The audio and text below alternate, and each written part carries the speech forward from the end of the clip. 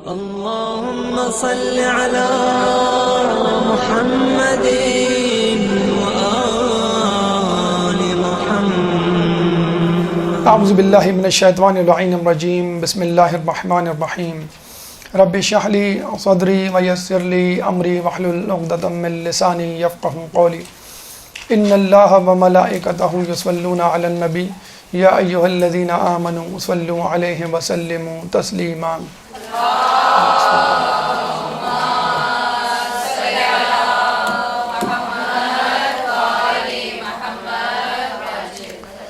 صد شکر گزار ہیں اس رب کے کہ جس نے ہمیں قوت گویائی بخشی، قوت سماعت سے نوازا اور عقل سلیم عطا فرمائی، اور سب سے بڑھ کر ولایت علی جیسی نعمت سے ہمیں ہمکنار کیا.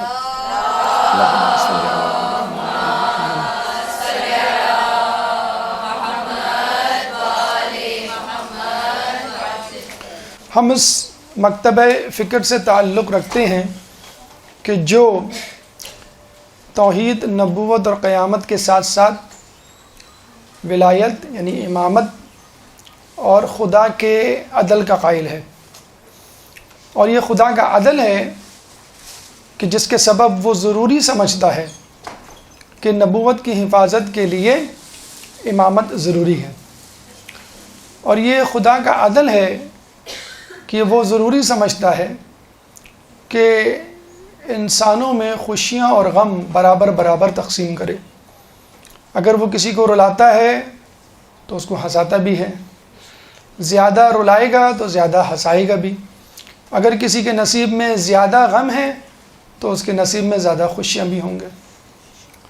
تو ہم اہل بیت کے ماننے والے جہاں عزاداری، گریہ وزاری، ماتمداری میں مصروف رہتے ہیں اور لوگوں کی بنسبت، وہاں اللہ تعالیٰ نے ہمیں 2 اضافی خوشیاں بھی دی ہیں، 2 اضافی عیدیں بھی دی ہیں. چنانچہ ہم دیکھتے ہیں کہ عید الفطر اور عید الاضحیٰ کے بعد عید غدیر اور عید مباہلہ اللہ تعالیٰ نے ہمیں عطا فرمائی ہے منانے کے لیے. ابھی چند دن پہلے عید غدیر گزری، جشن منایا ہوگا آپ لوگوں نے، خوب شاداں و فرحاں ہوئے ہوں گے. اور بس 6 دن کے بعد انشاءاللہ عید مباہلہ آپ کے سامنے، پھر دوبارہ خوشی کا دن اور خوشی کے لمحات. عید غدیر بلا شبہ ایک بہت بڑی عید ہے، بہت بڑا دن ہے، اور اس کے بارے میں جو دعویٰ کیا جاتا ہے کہ اگر یہ عید نہ ہوتی تو کوئی اور عید بھی نہ ہوتی، بلکہ دین اسلام ہی نہ ہوتا، ولایت علی نہ ہوتی، اگر ائمہ نہ ہوتے تو خدا کی خدائی اور نبی کی نبوت خطرے میں پڑ جاتی اور دین بدل چکا ہوتا. جیسا کہ ہم نے دیکھا کربلا کے واقعے سے پہلے کس طرح دین تبدیل ہو رہا تھا، اور پھر یکایک لوگوں کو ہوش آیا. لوگ یہ کہتے ہیں کہ عید غدیر غلط ہے، واقعہ غدیر ہوا نہیں تھا، اگر ہوا تھا تو اس طرح نہیں جس طرح آپ بتلاتے ہیں، یا ہمیں سمجھ نہیں آتا کہ مولا کے کیا معنی، اعلان غدیر کیا ہے، جانشینی رسول کس کے لیے سزاوار تھی. تو ہم ان لوگوں سے یہ کہتے ہیں کہ جس کو واقع مباہلہ یا پیغام عید غدیر سمجھ میں نہیں آیا وہ واقع مباہلہ کو پڑھ لیں. اگر عید غدیر مناتے ہوئے جھجک محسوس ہوتی ہے، اس کو بدعت سمجھتے ہیں آپ یا اس کا انکار کرتے ہیں، تو واقع مباہلہ کو سمجھ لیجئے، واقع مباہلہ کے پیغامات کو سمجھ لیجئے، آپ کو عید غدیر سمجھ میں آ جائے گی. کس طرح واقع مباہلہ اعلان غدیر سے مربوط ہے، اس کا تذکرہ ہمارے 8ویں امام علی رضا علیہ السلام نے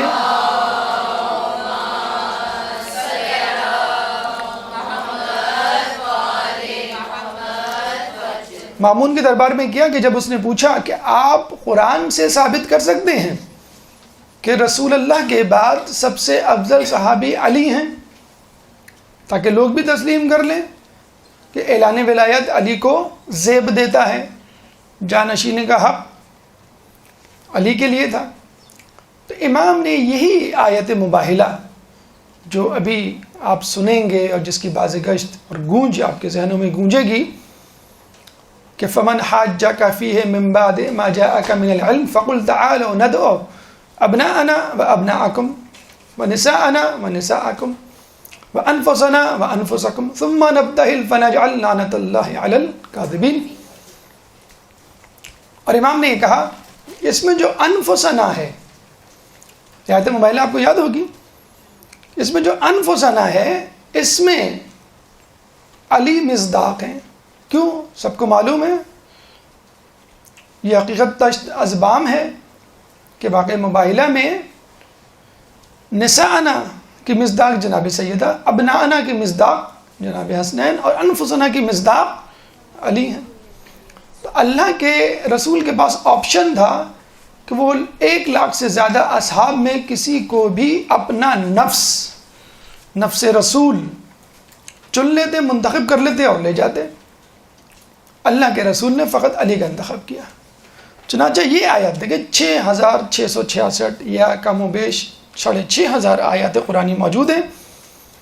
اور یہ بھی کہا جاتا ہے کہ جو آیت یا ایھا الذین آمنوا سے شروع ہوتی ہے اس کا پہلا مصداق علی ہے، جس میں مسلمانوں کی تعریف کی گئی ہے اس کا پہلا مصداق علی ہے، پھر باقی سب ہیں. ان تمام آیات کو چھوڑ کر امام نے آیت مباہلہ کا انتخاب کیا. آیہ مباہلہ میں جو انفسنا ہے وہ علی پر دلالت کرتی ہے، لفظ علی پہ دلالت کرتا ہے. اسی لیے ہم سمجھتے ہیں کہ خلافت کا حق علی کا تھا، کیونکہ اس آیت کے سبب ان کی فضیلت تمام اصحاب پر ثابت ہو گئی. اعلان غدیر اور عید غدیر یا عید غدیر اور عید مباہلہ میں کیا نسبت ہے؟ تو سمجھ لیجئے کہ عید غدیر دعویٰ ہے اور عید مباہلہ دلیل ہے. دلیل کے بغیر دعویٰ سمجھ میں نہیں آتا.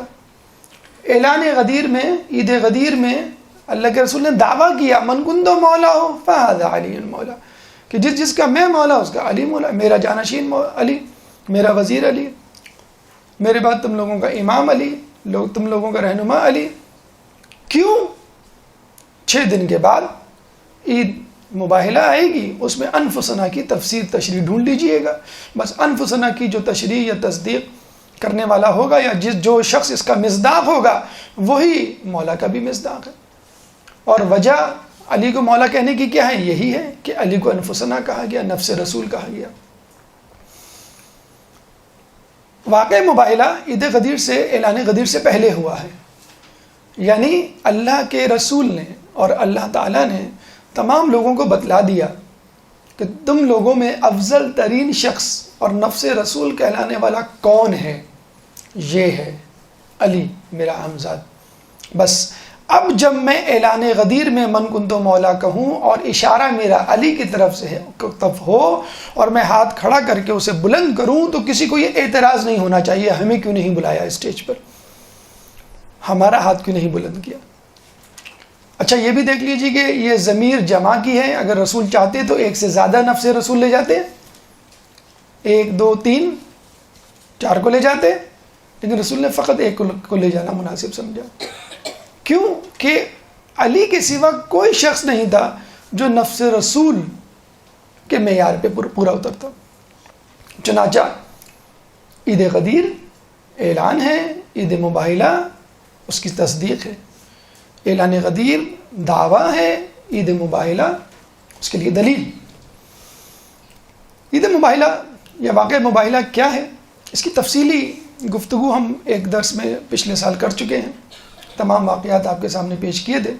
مختصراً اس واقعے کو آپ کے سامنے پیش کرتے ہیں. اس کے بعد جو نفس مضمون ہے اس کی طرف ہم جائیں گے کہ واقعہ مباہلہ کے پیغامات. یہ آج ہمارا موضوع ہے آج کی نشست کا کہ واقعہ مباہلہ کے پیغامات. ایک درود پڑھ دیں محمد والے محمد.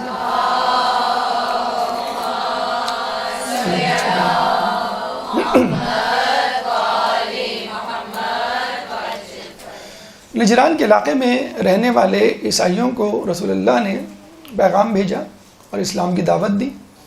نجران اس وقت ایک سینٹر تھا، مرکز تھا، جس طرح آج کل ویٹیکن سٹی عیسائیوں کا مرکز ہے. تو اسی طرح نجران بھی 40,000 آبادی پر مشتمل، 40 ٹاؤنز، قصبوں پر مشتمل ایک شہر جہاں پہ عیسائی آباد تھے، اور وہ پوری دنیا میں واحد مرکز تھا جہاں پہ عیسائی تبلیغات، عیسائی تعلیمات جو ہیں وہ پھیلائی جا رہی تھی، اور وہیں سے پوری دنیا میں مدینہ یہودیوں کا گڑھ تھا، ٹھیک، اور یہ دونوں گروہ، مدینہ میں یہودی، نجران میں عیسائی، اس لیے یہاں آ کے بیٹھے تھے کہ وہ انتظار کریں اس رسول کا جس کا تذکرہ ان کی کتابوں میں کیا جا چکا ہے۔ جب نجران کے عیسائیوں کو یہ خط ملا تو وہ بڑے حیران ہوئے، یہ کون شخص ہے جو ہمیں چیلنج کر رہا ہے کہ ہمارا مذہب غلط ہے، اور نہ صرف چیلنج کر رہا ہے بلکہ اپنے مذہب کی طرف دعوت دے رہا ہے۔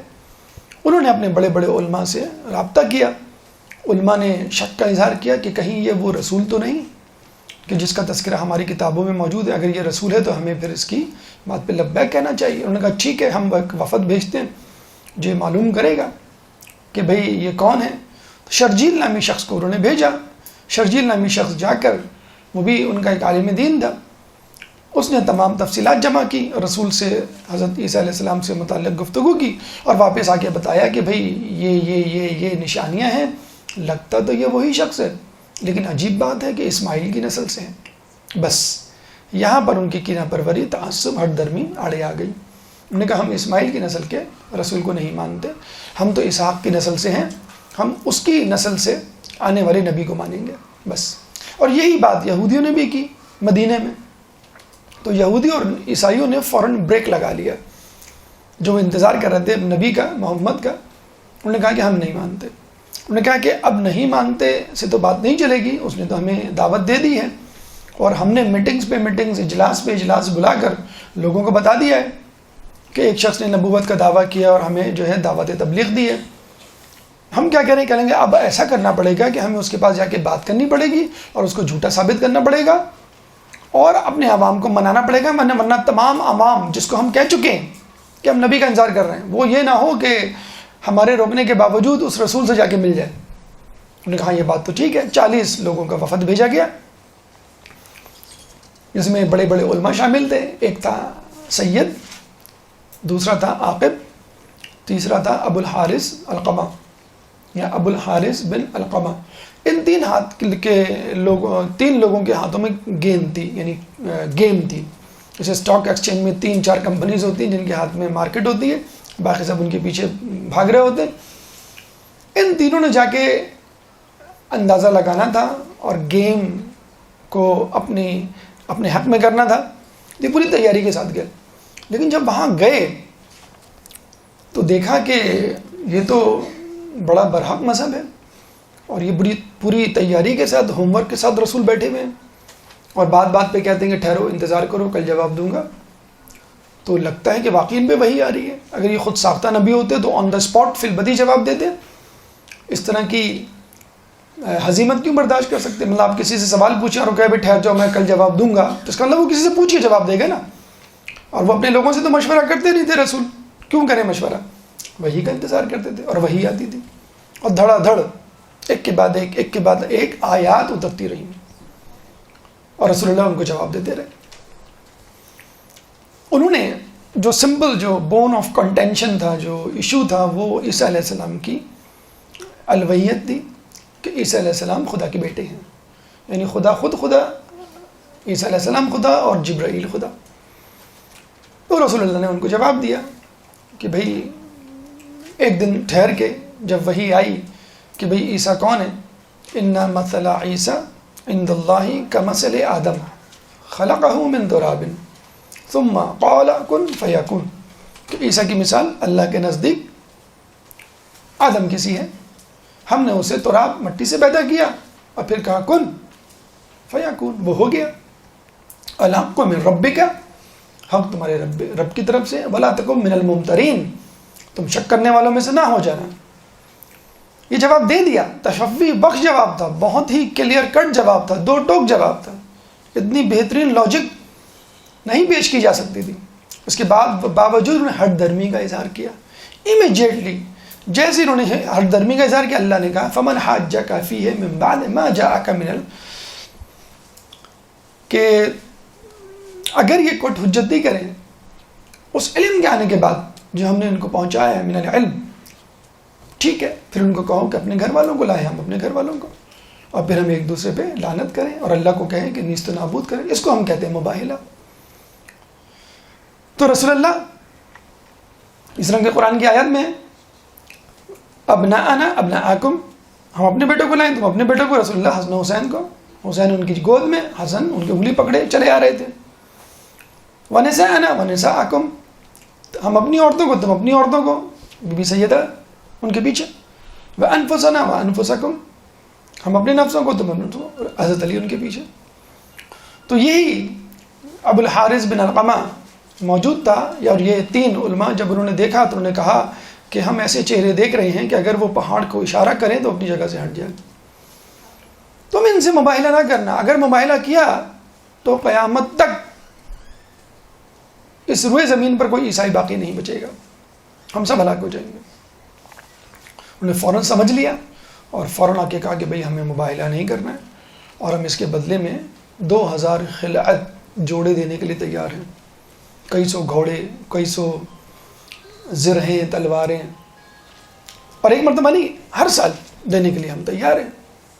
تو رسول اللہ نے ان سے یہ ڈیل کی اور یہ بات طے ہو گئی. اچھا، یہاں پہ ایک بات جو سنی سنائی ہے، پتہ نہیں اس میں سچ ہے کہ نہیں، ریفرنس اور پڑھی ہوئی بات نہیں، اس لیے ریفرنس کا سوال پیدا نہیں ہوتا، لیکن بہرحال سنی ہوئی بات ہے کہ جب ان سے کہا کہ کبھی کیسے پتہ چلے گا کہ آپ لوگ جو ہے وہ ہارے ہوئے لوگ ہیں، انہوں نے کہا کہ ٹھیک ہے، ہم جو ہے اپنے لباس کو پیچھے سے پھاڑ ڈالتے ہیں، اور جو بھی لباس پہنے گا اپنے پیچھے کے لباس کو کاٹ دے گا یا پھاڑ دے گا، تاکہ پتہ چلے کہ یہ وہ شخص ہے جو ہارا تھا، عیسائیوں میں سے یہ وہ شخص ہے. تو جو انگریزی کوٹ ہوتا ہے وہ پیچھے سے کٹا ہوا ہوتا ہے، پیچھے سے آپ نے دیکھا ہوگا کٹا ہوا ہوتا ہے. اچھا، اصل کوٹ اگر آپ انٹرنیٹ پہ جا کے دیکھیں، انکل سام لکھیں آپ تو کوٹ پیچھے کا جو ہوتا ہے پورشن وہ بہت دم کی طرح بہت لمبا سا ہوتا ہے، اور وہ اوپر تک، نیچے سے اوپر تک کٹا ہوا ہوتا ہے. بہرحال یہ انہوں نے کیا تھا، اور اس کے بعد وہ پھٹا ہوا لباس پہننے لگے تاکہ بتلانے کے لیے کہ ہم ہارے ہوئے لوگ ہیں. پوری عیسائی دنیا میں لوگ پھر اسی طرح کا لباس پہنتے رہے، اور آج مسلمان ان کی تقلید کرتے ہوئے اگر یہ بات سچ ہے تو پھٹا ہوا کٹا ہوا لباس پہن رہے. بہرحال یہ واقعہ مباہلہ تھا. لیکن جیسے کہ آپ کو معلوم ہے کہ انبیاء کے واقعات، ائمہ کی سیرت کے پہلو اس لیے نہیں ہوتے کہ ان کو جو ہے مزے لے کے، چٹخارے لے کے سنا جائے اور اللہ اللہ خیر صلی اللہ کہہ کے نشستن گفتن برخاستن کہہ کے اٹھ جائیے. یہ بچوں کی کوئی لوری تو ہے نہیں جس کو سنتے ہوئے ہم سو جائیں.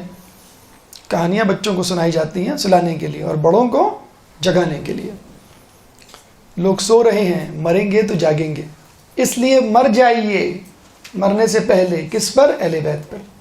اہل بیت کی محبت میں مر جائیے.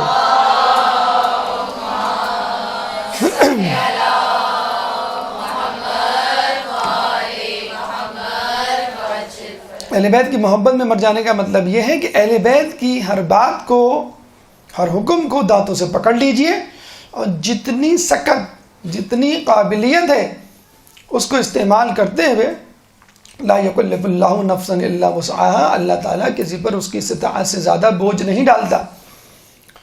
جتنی سکت اور استطاعت اور قابلیت ہے اس کو استعمال کرتے ہوئے ان کی پیروی کیجیے، انشاءاللہ اللہ تعالیٰ آپ کو نجات دے گا. واقعہ مباہلہ اختصار کے ساتھ آپ کے سامنے رکھا. تفصیل کے لیے آپ پچھلے سال کے درس کی طرف رجوع کر سکتے ہیں، اور بھی دروس دیے گئے ہیں اس مدرسے میں، ان کی طرف رجوع کیجیے. لیکن یہاں پر ہمیں اس نشست میں آپ کو واقعہ مباہلہ سے حاصل ہونے والے پیغامات آپ تک پہنچانے ہیں، اور ہماری کوشش ہوگی انشاءاللہ اس پیغام کو، ان پیغامات کو جو 10 کی تعداد میں ہیں آپ تک پہنچائیں، اور یہ واضح کریں کہ ہم کہاں کھڑے ہیں. اہل بیت یا پنجتن یا ائمہ نے کیا قربانیاں دی، اور ہم ان قربانیوں کے بدلے میں اپنی اپنی زندگیوں میں کیا کر رہے ہیں. ایک درود پڑھ دیں محمد والے محمد.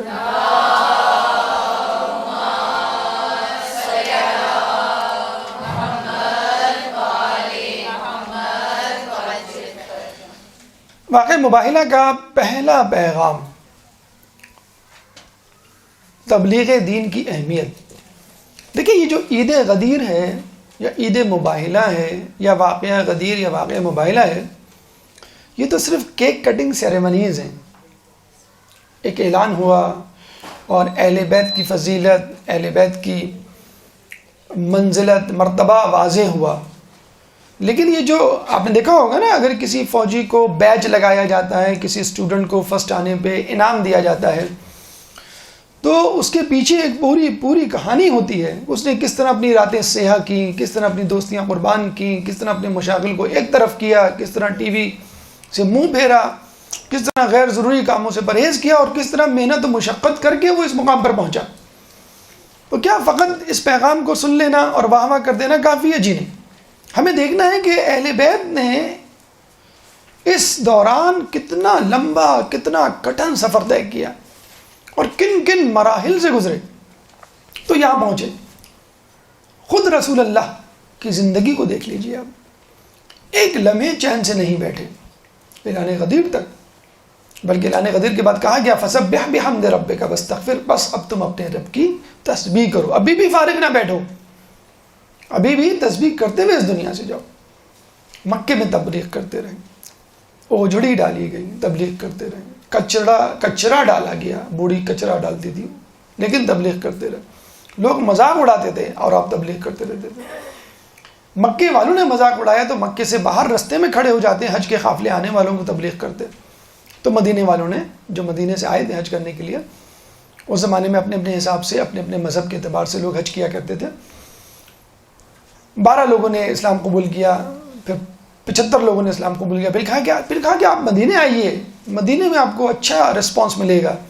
وہاں کے لوگ تو آپ کے دیوانے ہو چکے ہیں، آپ کی خبریں وہاں پہنچ گئی ہیں. رسول وہاں پہنچے تو ماشاءاللہ جاتے ہی head of the Islamic state بن گئے.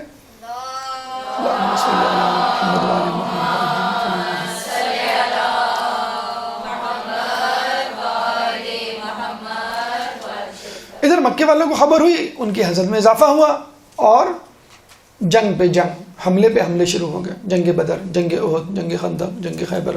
پھر مدینے کے یہودیوں نے سر اٹھانا شروع کر دیا. بھئی یہ تو فری ہو گئے، آتے ہی ہیڈ آف اسٹیٹ بن گئے، اب ہم ان کے زیر نگی ہو گئے، اب یہ جو کہتے ہیں ہمیں سننا پڑے گا. ہم تو مشرکین کو قرضے دیا کرتے تھے بہت، جیسے ایسٹ انڈیا کمپنی تھی بر صغیر میں، آ کر چھوٹی سی کمپنی تھی لیکن پورے بر صغیر کو غلام بنا لیا تھا. اس طرح یہودیوں نے غلام بنا لیے تھے مدینے کے یہودیوں کو، خوب قرضے دیا کرتے تھے سود پر، اور وہ بیچارے مجبور ہوتے تھے. جب رسول آئے تو سب مسلمان ہو گئے اور ان کے انداز ہی بدل گئے. یہودی پریشان کہ بھائی نو لفٹ، اب ہمیں لفٹ کرانے والا کوئی نہیں ہے، ہمارا سارا سودی کاروبار دھندا جو ہے مندہ ہو گیا ہے. انہوں نے بھی پر نکالنے شروع کیے. پھر جنگ خیبر ہوئی، اس میں رسول اللہ جیتے، سرخرو ہو گئے. ٹھیک ہے، اس کے بعد رسول اللہ یہاں ٹھہرے نہیں، ٹھہر جاتے، گیپ لے لیتے، پاز لے لیتے، تھوڑا سا کہہ دیتے بھائی ٹھیک ہے بہت ہو گیا، مکہ بھی فتح ہو گیا. 8 ہجری کو مطلب مکہ فتح ہو گیا، بھائی مکہ بھی فتح ہو گیا، مدینہ بھی فتح ہو گیا، بس ٹھیک ہے باقی کام اب تم کرو، اب میں ریٹائرمنٹ لے لیتا ہوں. 2 سال پہلے 8 ہجری کو مکہ فتح ہوا. ہم لوگ تو یہی کرتے ہیں نا، 10 سال پہلے، 20 سال پہلے ریٹائرمنٹ لے لیتے ہیں. مغرب میں 60 سال کے بعد بوڑھے آدمی کو اولڈ ہومز میں، اور ہمارے یہاں 60 سال کے بعد بوڑھے آدمی کو مرجع تقلید بنا دیا جاتا ہے. وہاں انگلی پکڑ کے اولڈ ہومز میں، اور ہم اپنے مرجع تقلید کی انگلی پکڑ کے تقلید کرتے ہیں کہ تم ریٹائرمنٹ کی ایج پہ نہیں ہوئے ہو، اب تو تمہاری عقل جوبن پر آئی ہے، ہمیں تمہارے جسم کی نہیں، ہمیں تمہاری عقل کی ضرورت ہے. تو 2 سال تو رہ گئے تھے رسول اللہ کے یہاں سے جانے میں. لیکن دیکھیں آپ جوش ولولہ سیکھیے اپنے رسول سے. ہم جو ہے 2-4 لوگوں کو اسلام کی طرف راغب کر کے، یا خود راغب ہو کے بس کہتے ہیں بس بہت ہو گیا، اب کافی ہے، ضرورت نہیں ہے زیادہ پھیلانے کی، زیادہ پڑھنے کی، مدرسے جا کے کیا کرو گے، اور اب تو تمہاری ایج نہیں رہی، جوانوں کی عمر ہوتی ہے وہ جا کے پڑھیں. تو وہ رسول کو بھی دیکھیں، وہ بھی تو آخر وقت تک بڑھاپے میں تبلیغ کرتے رہے. آس پاس کے اسٹیٹس کو خط لکھنا شروع کیے. کس کو اسٹیٹ کو خط لکھا انہوں نے؟ روم کو، فارس کو. اور رسول اللہ اکثر مکے والے کو کہا کرتے تھے کہ دیکھو میں جو پیغام لایا ہوں اس کو قبول کر لو، اگر کر لو گے تو فارس اور روم کی سلطنتیں تمہارے زیر نگی ہوں گی، تمہارے قدموں میں ہوں گی. تو وہ کیا کرتے تھے؟ کہتے تھے محمد ذرا آہستہ کہو، سن نہ لیں، وہ آئیں گے تو ایسی تیسی کر دیں گے ہماری، خدا را خاموش ہو جاؤ، تم بھی ڈوبو گے ہمیں بھی ڈوبو گے. نعوذ باللہ اس طرح مذاق اڑایا کرتے تھے رسول. دیکھیں رسول اللہ نے کر کے دکھایا.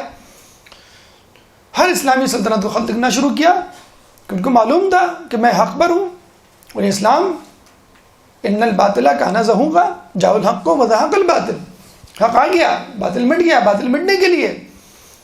تو نجران والوں کو مطلب بالکل ایسے ہی ہے کہ اس وقت کوئی مسلمان جو ہے ویٹیکن سٹی کے پاپ فرانسس جو ان کا پاپ ہے اس کو خط لکھ دے مسلمان ہو جاؤ یا باراک اوباما کو خط لکھ دے کہ جو حسینیت کے لشکر میں شامل ہو جاؤ، کہیں بھائی کیا کر رہے ہو تم؟ تو رسول اللہ نے خط لکھ دیا ٹو ہیل ود، تم کیا، تمہاری اوقات کیا، تم سب باطل مذہب پر ہو، تم سب کو میرے زیر نگی ہونا پڑے گا، میری توحید، میری رسالت، میری شریعت میں عمل کرنا پڑے گا. رسول رکے نہیں، فتوحات پہ فتوحات. وَرَأَيْتَ النَّاسَ يَدْخُلُونَ فِي دِينِ اللَّهِ أَفْوَاجًا، اور تم جب دیکھو کہ لوگ جوق در جوق اسلام میں داخل ہو رہے ہیں، فَسَبِّحْ بِحَمْدِ رَبِّكَ، بس اب تم تسبیح کرو. میرے رسول وہاں رکا نہیں، اللہ کہہ رہا ہے ماشاء اللہ کیا کہنے ہیں، بس بس بس بہت ہو گیا، بہت ہو گیا، بس بس اب تم جو ہے وہ عبادت کرو. نہیں، رسول تو چاہتے تھے کہ دنیا کا ایک ایک شخص مسلمان ہو جائے، جو میرے سامنے نہیں ہے وہ بھی مسلمان ہو جائے. اب اس میں رسول کی کیا غلطی کہ جو سامنے تھا وہ نہیں مسلمان ہوئے، جو رسول سامنے تھے وہ نہیں مسلمان ہوئے، منافقین کے بھیس میں پڑتے رہے. تو رسول اللہ نے جب نجران کو خط لکھا تو ان کے ہوش اڑ گئے کہ بھئی یہ کون آ گیا ہم کو چیلنج کرنے والا. بتانے کا مقصد یہ ہے کہ تبلیغ دین کے کام سے تھکنا نہیں ہے. آپ کی عمر 50 سال ہو جائے، آپ کی عمر 60 سال ہو جائے، آپ جو ہے لوگ آپ کا مذاق اڑائیں، تھکنا نہیں ہے. آخر وقت تک کہا گیا جان میں جان ہے، لیٹ کے نماز پڑھ سکتے ہو تو لیٹ کے نماز پڑھو، دین پہ تو عمل کرنا ہے جب تک آپ کی روح آپ کے جسم میں موجود ہے. تو یہ ہے رسول اللہ کی تبلیغ. اچھا لوگ کہتے ہیں کہ تبلیغ تو ہم کر لیں، لیکن جب ہم تبلیغ کے لیے ٹائم نکالنا چاہتے ہیں تو وہ ٹائم نہیں نکلتا. رسول اللہ نے شہاب ابی طالب میں 3 سال تک جڑی بوٹیاں کھائی تھیں، جڑی بوٹیاں، پتے کھا کے گزارا کیا تھا. بی بی ختیجہ کا انتقال جڑی بوٹی کھانے سے ہوا تھا. ملکۃ العرب تھی، وہ شاہانہ انداز تھا، لذیذ کھانے تھے، نرم بستر تھا، وہ سب قربان کر دیا. شہاب ابی طالب کی جڑی بوٹی کھانا شروع کر دیا 3 سال تک. ہم لوگ جو کہتے ہیں نا کہ ہمیں سمجھ میں نہیں آتی بعض اوقات اہل بیت کی باتیں، کیونکہ ہمارا لائف سٹائل وہ نہیں ہے نا. رسول ہر وقت دعوت و تبلیغ میں لگے رہتے تھے، عبادت بھی پوری کرتے تھے، کوئی مستحب بھی نہیں چھوڑتے تھے. ہمارے پاس تو ٹائم ہی نہیں ہوتا. کیوں ٹائم نہیں ہوتا؟ ہم نے اپنا روٹین ایسا بنایا ہوا ہے. ہم کیا شہاب ابی طالب کی جڑی بوٹی کھائیں گے؟ ہم تو بیک ٹی لینے والے لوگ ہیں، پھر بریک فاسٹ کرنے والے، پھر اسنیکس، پھر لنچ، پھر ہائی ٹی، پھر جو ہے وہ ڈنر، پھر پاپ کارن، پھر چاکلیٹ، پھر پینٹس. ہم کہاں وہ کہاں، تو کوجا میں کوجا. آپ مجھ کو رسول سے ملا رہے ہیں، کیا گستاخی کر رہے ہیں، کیسی جڑی بوٹی. ہم تو مسور کی دال سامنے رکھ دیں تو ہم کہتے ہیں یہ منہ مسور کی دال، ہمیں یہ نہیں کھانی مسور کی دال. تو ہمارا جب لائف اسٹائل رسول جیسا نہیں ہوگا تو رسول اللہ جیسی خصوصیات ہم کیسے اپنے اندر پائیں گے؟ رسول کے پاس بہت ٹائم تھا. کیوں ٹائم تھا؟ اس زمانے میں فیس بک نہیں تھا، اس لیے ٹائم تھا. رسول کے اصحاب کے ساتھ پاس بہت ٹائم تھا. ہمارے پاس کیا روٹینز ہیں ہماری؟ آپ سنیے ہماری. سب سے پہلے ہم صبح اٹھتے ہیں، کیا چیک کرتے ہیں؟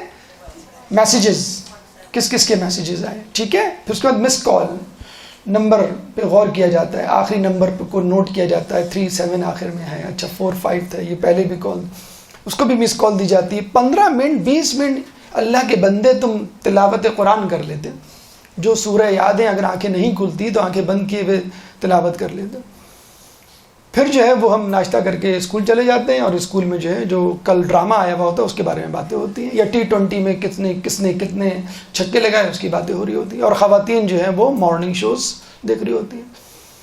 مرد حضرات جو ہیں وہ آفیسز میں حلال حرام کو ایک کیے ہوئے ہوتے ہیں، یا جی حضوری میں جو ہے اپنا پورا ٹائم گزار رہے ہوتے ہیں. پھر گھر آتے ہیں، کوئی گلی کے نکڑ پہ بیٹھا ہوا ہوتا ہے، کوئی جو ہے پان کی دکان پہ بیٹھا ہوا ہوتا ہے، کوئی چائے کے ہوٹل پہ بیٹھا ہوا ہوتا ہے، اور گھر میں جو ہے وہ خواتین غیبت کی محفلیں سجا کے بیٹھی ہوئی ہوتی ہیں. جب ہمارا یہ روٹین ہوگا، رسول اللہ کے روٹین سے میچ نہیں کرے گا، تو ہم کیسے رسول کی طرح ٹائم نکالیں گے؟ جب ہم 12 بجے 1 بجے 2 بجے سوئیں گے اور پھر کہیں گے اوہ نماز نکل گئی، پتہ ہی نہیں چلا، کب سوتے رہ گئے؟ آپ کو جب معلوم ہے کہ میں لیٹ نائٹ سوؤں گا تو میں فجر میں نہیں اٹھوں گا، تو کیوں نہیں آپ جلدی سو جاتے؟ تو ہم کہاں وہ کہاں، مطلب یہ گستاخی جو ہے وہ ہم نہیں کر سکتے. کتھے مہر علی کتھے تیری سنا، گستاخ اکھیاں کتھے جا لڑیاں. تو آپ ہم کو ان سے نہ ملائیں، ہم الگ ہیں وہ ملے الگ ہیں. تو جب آپ اپنا لائف اسٹائل، اپنا انداز بالکل جسے کہتے ہیں نا تھکا ہوا ٹائم ہم دین کو دیتے ہیں. جب نیند کے جھونکے آتے ہیں تو واٹس ایپ پہ فوراً درس لگا کے بیٹھ جاتے ہیں، ہاں بھائی آج کیا درس تھا، 10 منٹ میں نیند آ جاتی ہے آپ کی.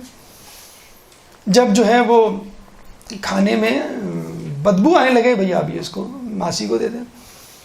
جب جو ہے آپ کام کرنے کو نکلیں، کبھی بڑا مشکل کام ہے، عید غدیر کتنے لمبے اعمال، کاش میں دور پیغمبر میں اٹھایا جاتا، لکڑی ہوتا، بجری ہوتا، پتھر ہوتا، کنکر ہوتا، اینٹ ہوتا، یہ نمازیں تو نہ پڑھنی پڑتی، یہ روزے تو نہیں رکھنے پڑتے.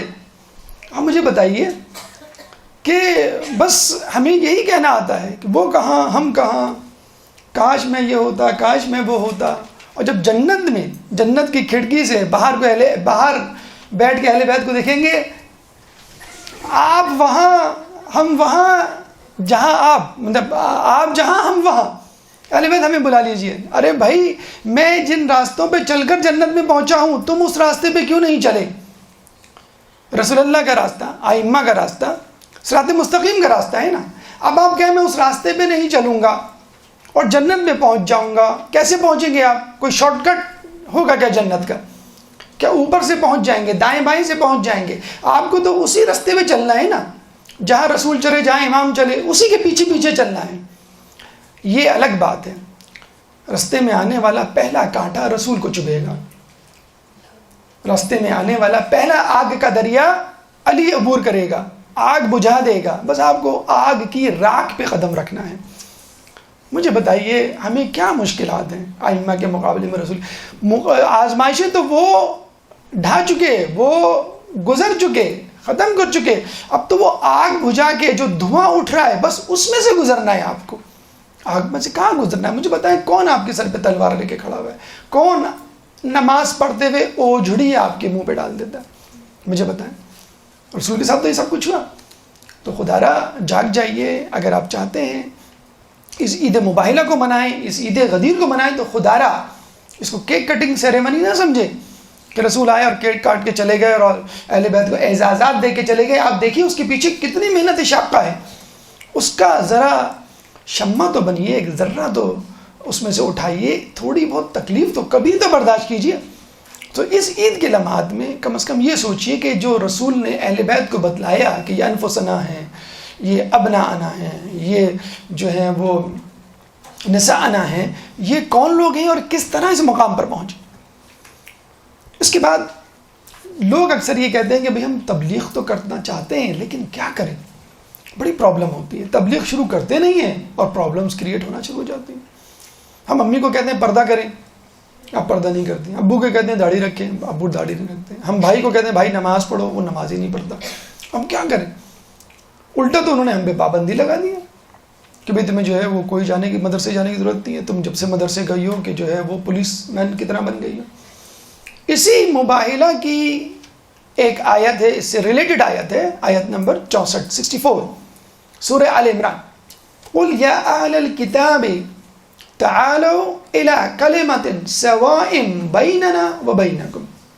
کہو اے اہل کتاب، آؤ اس کلمے کی طرف جو ہمارے اور تمہارے درمیان مشترک. اتنی بڑی حکمت اس آیت میں پوشیدہ ہے کہ سمجھ لیجئے امر بالمعروف و نہی عن المنکر کا سارا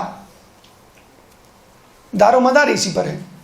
کلمہ مشترکہ، ایسا کام، ایسی بات، ایسا نظریہ جو آپ کے اور اس شخص کے درمیان کامن ہو، جس کو آپ تبلیغ کر رہے ہیں. آپ شوہر کو تبلیغ کر رہی ہیں اور اس کو چائے وقت پہ نہیں ملتی، اس کے کپڑے وقت پہ استری نہیں ہوتے، آفس کے لیے آپ اس کو وقت پہ نہیں اٹھاتی، وہ کیسے آپ سے راضی ہوگا؟ اس کے بچوں کی تربیت صحیح نہیں ہو رہی ہے، وہ کیسے آپ کی بات سنے گا؟ بچہ باہر سے کھیلتا ہوا آتا ہے، امی آج آپ کو معلوم ہے آج میں نے جو ہے وہ 4 چھکے لگائے. بیٹا یہ سب باتیں کرنا، جلدی سے جاؤ وضو کرو نماز پڑھو. امی سنن تو لیں آپ. اور امی جو ہے 4 میں سے 2 چھکوں کی تفصیل سن لیں، اس میں کیا جائے گا، اس کا دل رکھ لیں گے آپ، پھر آپ کہہ دیے جاؤ بیٹا نماز پڑھو، اب وقت ہو گیا نماز کا۔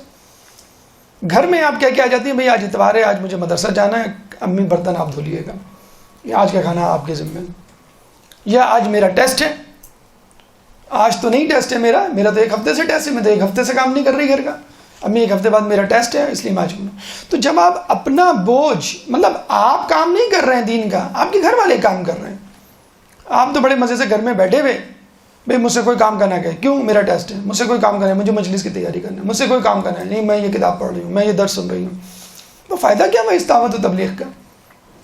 ایک شخص بڑی تعریف کی رسول اللہ نے، کیا شخص ہے، کوئی نماز نہیں چھوٹی، کوئی مستحب نہیں چھوٹا، ہر وقت عبادت، تسبیح و تحلیل، کسی چیز کا ہوش نہیں، کوئی کام نہیں کرتا تھا رسول یہ رستے میں، کیوں، صرف عبادت۔ رسول نے کہا اس کا کام کون کرتا تھا، اس کے لیے کھانا کون تیار کرتا تھا، اس کے کپڑے اور پانی یہ وہ، کہ ہم کرتے تھے باقی لوگ، کہ تو تم اس سے بہتر تھے۔ تو ہم لوگ اپنے کام دوسروں کے ذمہ ڈال کر، دعوت و تبلیغ ہمارے لیے، دعوت و تبلیغ یہی ہے، دعوت و تبلیغ کہ خدمت کریں، بہترین ذریعہ ہے دعوت و تبلیغ کا۔ اور وہ موضوعات جو اختلافی ہیں ان پہ ڈسکس ہی نہ کریں۔ ایک شخص معلوم ہے ایک عورت بے حجاب ہے، وہ حجاب کرنے کے لیے تیار ہی نہیں ہے، نہ بولیں آپ اس کو، حجاب کا کوئی مسئلہ نہیں ہے، لیکن جن باتوں کو وہ اچھا سمجھتی ہے، دوسروں کی مدد کرنا، انفاق فی سبیل اللہ، مثلا نماز، وظائف، اس کو اس طرف لگا دیں، انشاءاللہ یہ بات بھی مان جائے گی وہ۔ دیکھیں یہ بات جو کلمہ مشترکہ والی بات ہے، جو ہم کو یاد رکھنی چاہیے تھی، عیسائیوں نے یاد رکھ لی، کیا ہے، الی کلمۃ سواء بیننا وبینکم، اشارہ تو توحید کی طرف ہے، لیکن آپ اس سے یہ بھی مطلب نکال سکتے ہیں کہ ہر وہ کام، ہر وہ بات جو مشترک ہو، پہلے اس پہ بات کی جائے، اس پہ کام کیا جائے، پھر آگے بڑھا جائے۔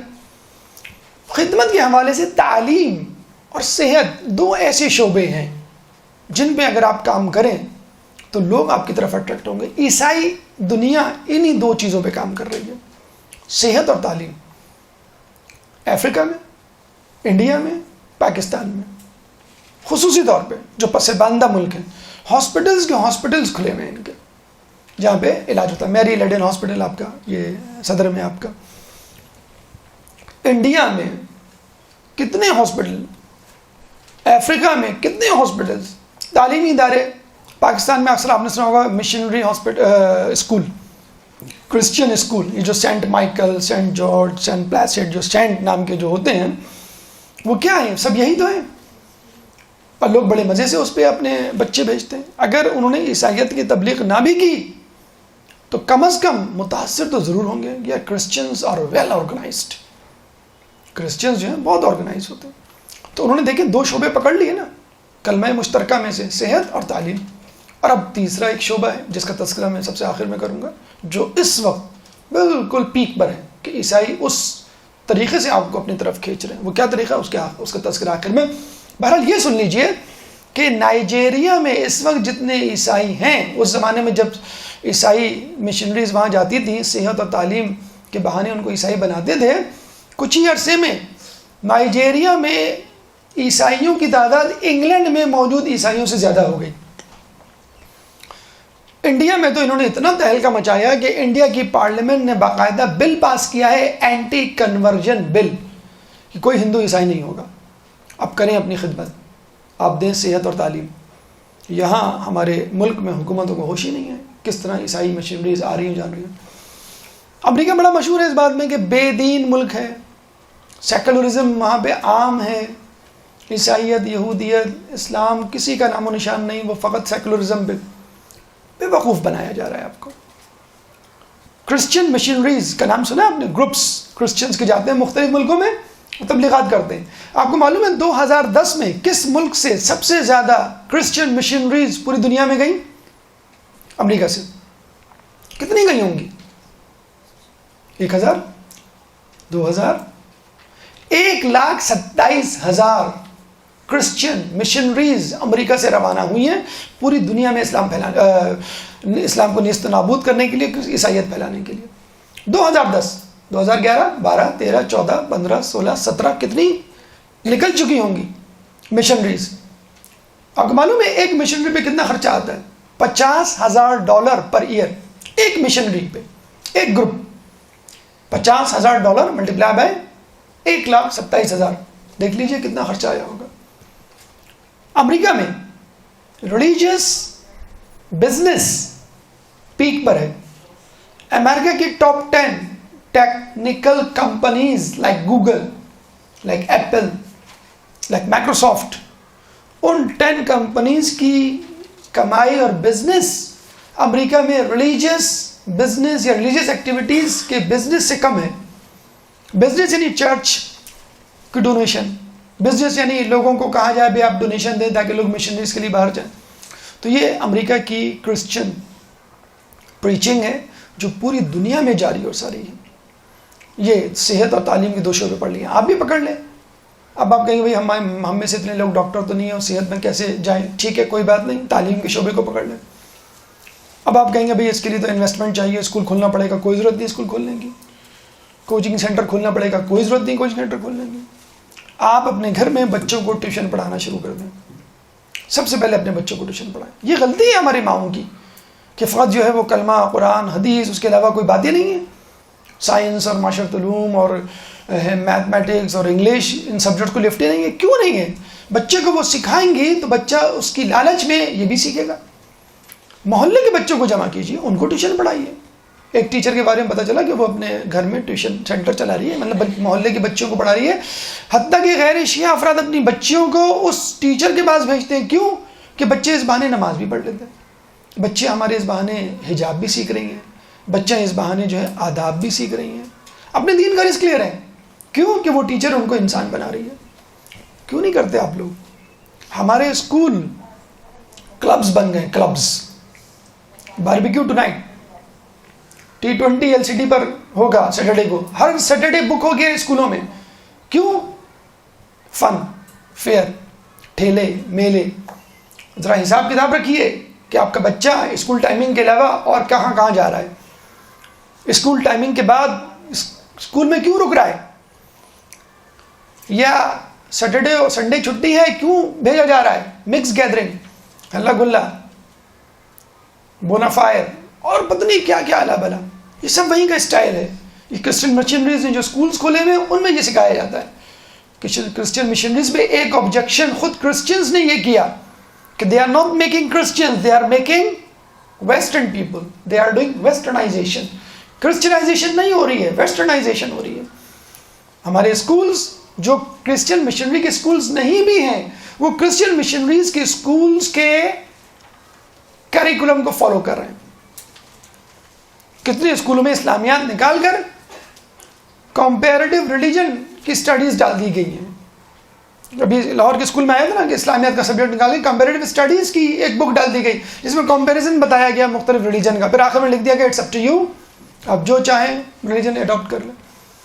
تو دیکھا آپ نے کرسچن مشنریز کس طرح صحت اور تعلیم پہ فوکس کر کے کام کر رہے ہیں. آپ بھی تعلیم کے شعبے میں آگے آئیے. خواتین ہونے کے ناطے کلاس 8 تک بچے کو پڑھانا کوئی مشکل کام نہیں ہے.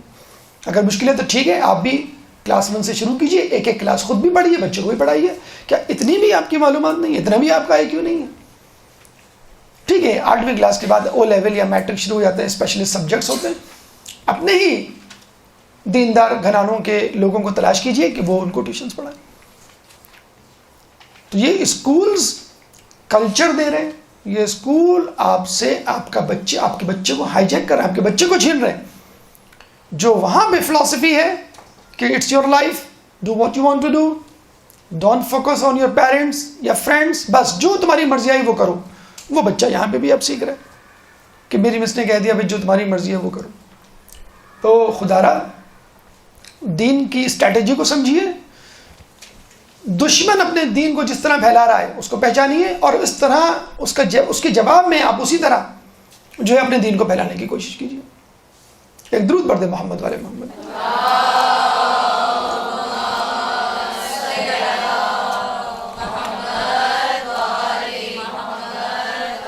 تبلیغ میں عورتوں کی اہمیت، ہماری گفتگو کا دوسرا مرحلہ. مجھے یہ بتائیے، جنگ و جدل، لڑائی جھگڑا، چوراہا، یہ ایسی جگہیں ہیں جہاں پہ عورتوں کو لے کے جایا جائے؟ نہ عورتیں چاہتی ہیں، نہ گھر کے مرد چاہتے ہیں. کہ ایسی جگہ جہاں پہ بہت سارے مرد جمع ہوں، مناسب نہیں عورتوں کو جانا. ایسی جگہ جہاں پہ جنگ و جدل، مار کٹائی، لڑائی جھگڑا ہو، مناسب نہیں ہے عورتوں کا جانا. اتنا بڑا مار کٹائی، سر پھٹول، نیست نابود کرنے کی باتیں، جنگ، مجادلہ، مباہلے کی بات ہو رہی ہے، اور رسول اپنی پھول جیسی بیٹی کو لے کے جا رہے ہیں. وہ بیٹی کہ جب اس نے رسول سے پوچھا کہ کام کے معاملات میں کیا ہم طے کریں، رسول نے کہا کہ گھر کا کام تمہارے ذمہ، باہر کا کام علی کے ذمہ. فاطمہ خوشی سے جھوم اٹھی کہ مجھے گھر سے باہر نہیں نکلنا پڑے گا. جو فاطمہ اس بات کو سن کے جھوم اٹھی کہ مجھے گھر سے باہر نکلنا نہیں پڑے گا، اس فاطمہ کو باہر نکالا جا رہا ہے کہ باہر نکلو. وہ فاطمہ جو کہا کرتی تھی کہ بہترین عورت وہ ہے جس کو کوئی نہ دیکھے اور وہ کسی کو نہ دیکھے، اس فاطمہ کو کہا جا رہا ہے کہ تم باہر نکلو. کیوں؟ دین پہ برا وقت آ گیا ہے، قربانی دینے کا وقت ہے، اور تمہیں بھی گواہی دینی پڑے گی. مغربی دنیا الزام لگاتی ہے، الزام تراشی کرتی ہے ہم پہ کہ ہم نے عورت کو قید کر دیا ہے چادر چار دیواری کے نام پر، ان کو محبوس کر دیا ہے، ان کی کوئی ایکٹیویٹی نہیں ہے، وہ کچھ کر نہیں سکتی، کچھ کھیل نہیں سکتی. آپ دیکھ لیجئے اولمپکس میں کتنے گولڈ میڈلز لے کے آئی ہیں ایران کی خواتین. تو شانہ بشانہ چلنے کا مطلب نہیں ہے کہ آپ مردوں کے شانے سے شانے ٹکرائیں. شانہ بشانہ چلنے کا مطلب نہیں ہے کہ آپ بے حجاب گھر سے باہر جائیں. شانہ بشانہ چلنے کا مطلب یہ نہیں ہے کہ آپ جو ہے محفل کی جو ہے شان بن کر جو ہے وہ سیلیبریٹیز کی صورت میں ڈراموں اور فلموں میں کام کریں یا ایڈورٹیزمنٹ میں آئیں. شانہ بشانہ چلنے کا مطلب یہ نہیں ہے. اب تو نیوز میں بھی عورت کو بنا سنوار کے پیش کیا جاتا ہے. یہ ہے عورت کو شو پیس بنانا، بے حیائی اس میں لانا اور اس کے اندر شرم و حیا ختم کرنا، شانہ بشانہ چلنے کا مطلب. حج پہ کیا خواتین مردوں کے شانہ بشانہ نہیں چلتی؟ کیا خواتین جلوس میں شانہ بشانہ نہیں ہوتی؟ کیا خواتین نماز باجماعت میں مردوں کے شانہ بشانہ نہیں ہوتی؟ لیکن شولڈر سے شولڈر ٹکرانا ہمارے لیے جائز نہیں. امریکہ میں ایک خاتون نے تحریک چلائی ہوئی ہے جو بعد میں بدلا مولانا شبلی نعمانی کی پوتی ہیں، جنہوں نے جو ہے وہ نماز کی امامت بھی کروائی کہ عورت نماز امامت کروا سکتی ہے، اور وہ گھس جاتی ہے نماز جمعہ کے اجتماعات میں نیو یارک میں اور مردوں کے بیچ میں آ کے کھڑے ہو جاتے ہیں. اللہ اکبر. اب لوگ کہتے ہیں بھائی عورتوں کا جو ہے وہ نیچے ہے، آپ اوپر نہ آئیں. کہ نہیں میں تو یہاں پڑھوں گی. نہیں مناسب نہیں ہے، یہ ہماری جو ہے وہ اٹینشن ڈائیورٹ ہوتی ہے. کہ this is your business, mind your own business, اپنی نظروں کا خیال کرو، میں تو تم لوگوں کے ساتھ پڑھوں گی. یہ دیکھیں آپ اس قسم کی عورتیں الحمدللہ وہ ہمارے مکتبہ فکر سے تعلق نہیں رکھتی، لیکن اس طرح کی بھی بیوقوف عورتیں میدان میں آ گئی ہیں کہ ہم جو ہے مردوں کے شانہ بشانہ نماز پڑھیں گے. ہمارے یہاں عورتیں پیچھے نماز پڑھتی ہیں. ایک انداز ہوتا ہے، ایک طریقہ ہوتا ہے جس کو مغرب بھی تسلیم کرتا ہے کہ عورت کی ایک حیا، ایک ڈگنیٹی ہوتی ہے. وہاں پہ بھی ہے نا کہ لیڈیز فرسٹ. اگر قطار میں بہت سارے مرد کھڑے ہوئے ہوں، ایک عورت آ جائے تو فوراً ہٹ جاتے ہیں، جی پلیز آپ آگے آ جائیں. تو عورتوں کو شانہ بچانے کا مطلب یہ ہے کہ عورت دین کے معاملے میں مرد کی مددگار بنے.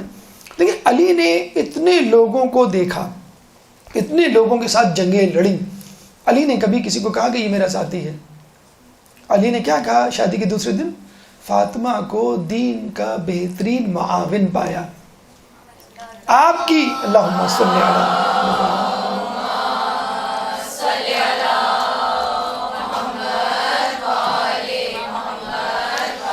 مرد کی بہترین معاون. ابھی ہم نے شریک حیات اور فلسفہ شادی پہ گفتگو کی تھی کہ مرد کے لیے دین کے حوالے سے بہترین معاون عورت ہو سکتی ہے. رسول اللہ پہ جب وحی آئی تو سب سے پہلے کس کو سنایا؟ بی بی خدیجہ کو سنایا. کسی اور کو؟ علی بھی تو تھے، علی کو جا کے سنا دیتے. بی بی خدیجہ کو سنایا. کیا تسلی دی، کیا خوبصورت الفاظ تھے کہ آپ نے کسی کا برا نہیں چاہا. اللہ کبھی بھی آپ کو تنہا نہیں چھوڑے گا. یہ جو دو بول ہوتے ہیں بیوی کے حوصلہ افزائی کرنے کے لیے بہت ہوتے ہیں. لوگوں کی تلواروں سے زیادہ مضبوط ہیں یہ الفاظ جو آپ کی حفاظت کریں گے. بیوی کے دو میٹھے بول. اور پھر اسی ملکۃ العرب نے اپنا پورا مال و دولت، پوری جائیداد رسول کے حوالے کر دی. آپ کی مرضی، آپ جس طرح چاہیں خرچ کریں. یہ ہے مرد کے شانہ بشانہ چلنا. کم عورت شانہ بشانہ نہیں چلی مجھے بتائیں. باغ فتق کا وقت آیا، بی بی گئی تھی نا. کیا باغ فتق مانگا تھا؟ فقط 90% گفتگو مسلمانوں کی حالت زار، ان کی گمراہی، ان کے انحراف اور علی کی خلافت سے روگردانی سے متعلق تھی۔ گھر میں بیٹھی رہتی تھی بی بی سیدہ کہ اللہ کے رسول نے مجھے، میرے بابا نے مجھے گھر کا کام دیا ہے۔ جب جنگ خندق میں پتہ چلا کہ مسلمان بھوکے ہیں، رسول بھوکے ہیں، روٹیاں لے کے پہنچ گئیں۔ کتنی دور ہے مدینہ، مسجد نبوی اور جنگ خندق، ایک عورت تنہا تنہا وہاں پہنچ جاتی ہے۔ جنگ احد میں جب پتہ چلتا ہے رسول شہید ہو گئے، جب افواہ اڑتی ہے، لوگ چلے گئے، فرار ہو گئے، بی بی سیدہ گھر سے نکل کر جنگ احد کے میدان میں۔ کتنی دور ہے جنگ احد کا میدان؟ تو جب نکلنے کا موقع تھا تو بی بی نکلی۔ اس کو کہتے ہیں شانہ بشانہ چلنا۔ تو آپ بھی دین کے معاملے میں شانہ بشانہ چلیے۔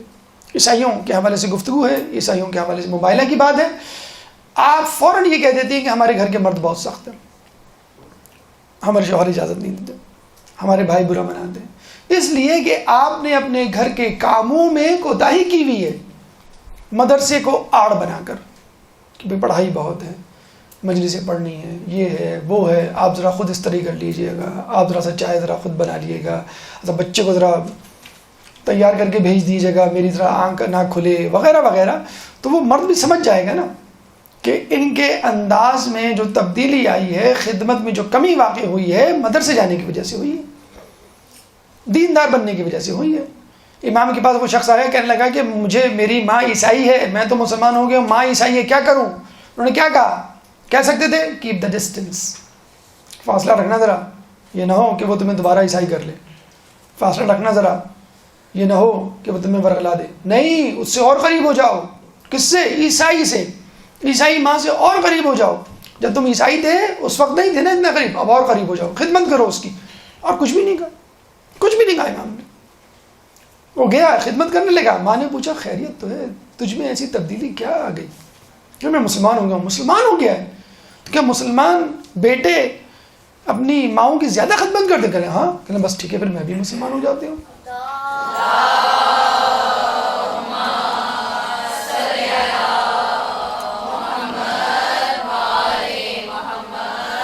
چلے چھوڑیں معصومین کو اور بی بی خدیجہ کو، بی بی سیدہ کو اور بی بی زینب کو جنہوں نے کربلا کا پیغام پہنچایا، کسی کرسچن لیڈی کی بات کرتے ہیں تاکہ تھوڑی سی آپ کی غیرت میں جو ہے وہ ابال آئے۔ مدر ٹریسا کا نام سنا ہے آپ نے؟ مدر ٹریسا کو نوبل پرائز ملا تھا 1997 میں۔ کون مدر ٹریسا؟ 1910 میں پیدا ہوئی البانیہ میں، اور وہاں سے انڈیا گئی۔ انڈیا جا کے اس نے کہا کہ بس میں یہیں کی ہو کے رہ گئی، بس مجھے یہیں رہنا ہے۔ انڈیا سے کوئی میسیڈونیا، البانیہ کا ابھی موجودہ نام میسیڈونیا، یورپ جائے اور وہ جا کے کہے کہ بس اب تو مجھے یہیں رہنا ہے، تو سمجھ میں آتی ہے بات۔ وہاں کی کشادہ خوبصورت سڑکیں دیکھ کر، لذیذ کھانے دیکھ کر، امیگریشن حاصل کر کے بات سمجھ میں آتی۔ پاکستان سے کوئی آسٹریلیا جائے، اب کہے بھائی میں نہیں جا رہا پاکستان، ٹھیک ہے، بالکل صحیح فیصلہ ہے آپ کا۔ اور آسٹریلیا سے کوئی پاکستان آ جائے، کراچی میں بھی مجھے یہیں رہنا ہے، مجھے بہت اچھا لگ رہا ہے، پاگل ہو گیا۔ مدر ٹریسا آئی 1940s میں اور 10 سال بعد اس نے فیصلہ کیا میں یہیں رہوں گی، یہاں سے نہیں جاؤں گی۔ دیکھیں اس کی ویڈیو کلپس انٹرنیٹ پہ موجود ہیں، کس طرح وہ غریب بچوں کو، بیمار بچوں کو، جزامی بچوں کو گلے لگا لگا کر کھانا کھلا رہی ہے۔ 50 سال سے زیادہ عرصے رہی ہے یہاں پر۔ 1997 میں اس کا انتقال ہوا ہے، اور اب پوپ فرانسس نے اس کو سینٹ کا درجہ دیا ہے۔ سینٹ کا درجہ ملتا نہیں ہے، ملتا ہے تو بڑی مشکل سے ملتا ہے عورت کو۔ جیسے ہمارے یہاں عورت مجتہدین کتنی ہوں گی؟ بہت کم۔ تو وہاں پہ سینٹ کا مطلب ہوتا ہے جیسے ولی اللہ، اللہ کا ولی، جس پہ جو ہے الہام ہوتا ہو، وحی ہوتی ہو، اور عیسیٰ علیہ السلام آتے ہوں بات کرنے وغیرہ وغیرہ۔ سینٹ کا درجہ دیا گیا، نوبل پرائز اس کو دیا گیا ہے۔ صرف مدر ٹریسا نے اپنے ہاتھوں سے 500 آرگنائزیشنز بنائی تھی۔ 500 اب بنا سکتی ہیں آپ میں سے کوئی ایک 500 مدرسے؟ 500 افراد کو پڑھا دیں آپ، 50 افراد کو پڑھا دیں، 5 افراد کو پڑھا دیں آپ۔ مدر ٹریسا جس کے بارے میں ہمیں یقین ہے، جس کے بارے میں کیا ہے، ہم تو مسلمانوں کے بارے میں کہتے ہیں، جو 1000 سال تک عبادت کرے، جو 1000 سال تک عبادت کرے، پھر 1000 سال تک عبادت کرے، اور وہ پنجتن سے محبت نہ رکھے تو اوندے منہ جہنم میں جائے گا۔ مدر ٹریسا کی کیا اوقات؟ ہم تو اس مسلمان کے لیے بھی کہتے ہیں کہ جو ولایت پہ یقین نہ رکھے. تو جس کو نہیں پہنچنا کہیں وہ اتنی محنت کر رہا ہے، اور ہم مسلمان. بی بی زینب گناہ دیکھیے، بی بی خدیجہ گناہ دیکھیے، بی بی سیدہ گناہ دیکھیے، بہت ہو چکی. یہ کہہ کر وہ معصوم ہیں، وہ معصومہ ہیں، وہ اہل بیت کے. مدر ٹریسا تو نہیں ہے نا معصوم، وہ تو مسلمان بھی نہیں ہے. اس نے کیسے اپنی زندگی گزار لی؟ اچھا ننس تو ان کی شادی کرتی نہیں ہے، اکیلی ذات 50 سال سے زیادہ اس نے. یہی مدر ٹریسا کو دیکھ کر انڈیا میں یہ ہلچل مچی تھی کہ یہ ایک عورت نے آ کے کتنے لوگوں کو عیسائی بنا دیا ہے، اینٹی کنورژن بل پاس کرو. فوراً اینٹی کنورژن بل پاس کیا گیا. ایک عورت نے انڈیا کے ہندوؤں کی چولیاں ہلا دی تھی، ان کے مذہب میں جو ہے وہ دراریں ڈال دی تھی. ایک عورت نے پریشان کر دیا تھا پورے انڈیا کو. کتنی عورتیں جو ہے پوری دنیا میں عیسائی مشنریز میں کام کر رہی ہیں. ہم کیا کام کر رہے ہیں؟ آپ کہتے ہیں کہ بھئی ہم عورتیں ہیں، ہم عورتیں ہیں. مدر ٹریسا کی چھوٹی سی تصویر لے لیجئے، اپنے پرس میں رکھ لیجئے. جب بھی ہو نا کہ اب میں عورت ہوں، میں کیا کر سکتی ہوں، مدر ٹریسا کو نکال کے دیکھا کریں. بی بی سیدہ اور ان کے بارے میں تو آپ کہہ دیتی ہیں کہ بھی وہ معصوم ہیں، وہ معصومہ ہیں، ہم ان کے برابر کیا کریں. تو جب عیسائی اپنے مذہب کی تبلیغ میں کوئی دقیقہ فروغ گزار نہیں کرے تو ہم کس انتظار میں بیٹھے ہوئے ہیں؟ امام کو اس طرح کے لوگ چاہیے جو کہیں بھئی ہمارے کہتے ہیں نا کہ بھئی آپ کے پاس فرصت نہیں ہے، چھٹی میں تو فرصت ہوگی. ارے بھائی ایک ہی تو ویکینڈ ملتا ہے، ایک ہی تو دن ہوتا ہے حلوہ پوری اور نہاری کھانے کا. اس میں بھی آپ کہیں جو ہم مدرسے چلے جائیں. ایک ہی دن تو ہوتا ہے شاپنگ کرنے کا اور لوگوں سے ملنے ملانے کا، انٹرٹینمنٹ کا. اس میں آپ کہتے ہیں ہم مدرسے چلے جائیں. تو خدا را جان جائیے، اگر آپ کو جنت میں جانا ہے تو اسی رستے پہ چل کر جانا ہوگا جس رستے پہ اہل بیت چل کر گئے. کوئی شارٹ کٹ نہیں ہوگا. اگر شارٹ کٹ ہوگا تو وہ باطل کا رستہ ہوگا، وہ شیطان کا دیا ہوا کوئی رستہ ہوگا، کوئی تدبیر ہوگی. ایک درود پڑھ دیں محمد علی محمد.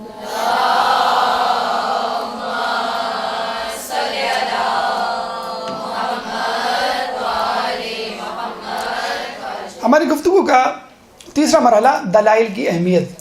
یہ تیسرا پیغام ہے مباہلہ کا.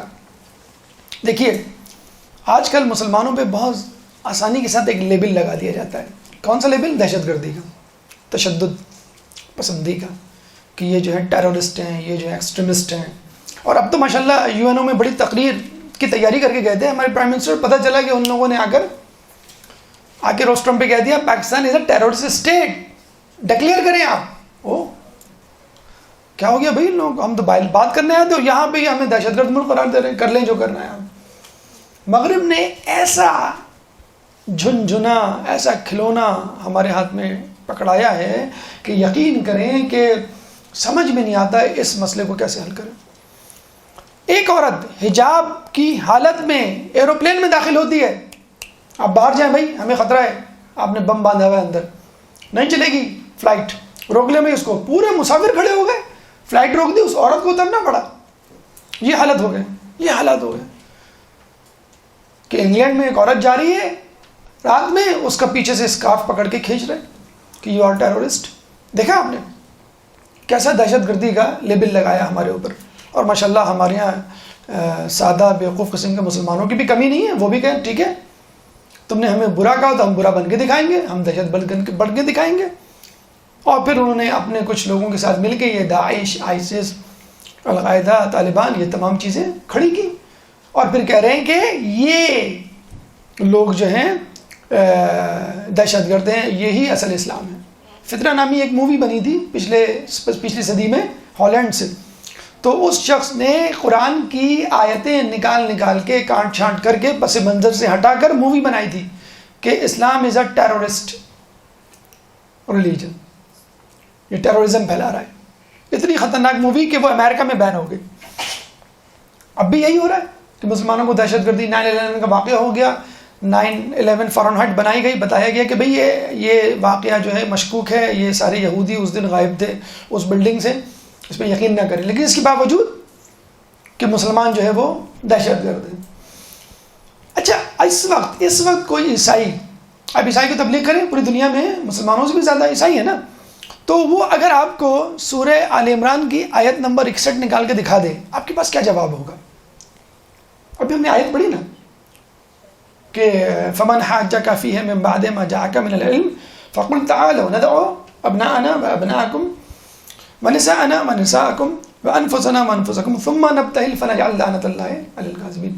اگر وہ آیات آپ کو نکال کے دکھا دے، دیکھو تم کہتے ہو کہ دہشت گرد نہیں ہو، تم لوگوں کی گفتگو شروع ہی ثم نبتہل فنجعل سے ہوتی ہے، تم لوگ تو بعد میں کرتے ہو، لعنت پہلے بھیجتے ہو. تمہارا رسول چلا گیا تھا اپنے پنجتن کے ساتھ اور دعا کرنے کے لیے، لعنت بھیجنے کے لیے، وہ چھوڑو، اس کا کیا انجام ہوا اس مباحلے کا؟ مجھے یہ بتاؤ.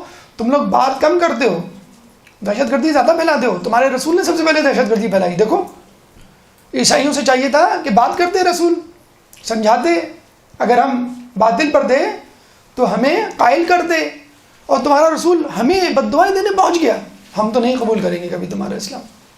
کیا جواب ہے آپ کے پاس؟ آپ اس کو بتائیے. تم نے ایک آیت پیش کی ہے مباہلہ کی. سورہ آل عمران میں 80 آیات ہیں مباہلہ کی، 80 آیات. یہ جو مباہلہ سے پہلے کے جو حالات ہیں، کبھی آپ سنیں، صادق صاحب کے 7 لیکچرز ہیں حیات القلوب میں، صفحے کے صفحے بھرے ہوئے، کہ مباہلے سے پہلے کیا ہوا تھا؟ مناظرہ. مباہلے سے پہلے کیا ہوا تھا؟ مباحثہ. مباہلے سے پہلے کیا ہوا تھا؟ مذاکرہ، مصالحہ.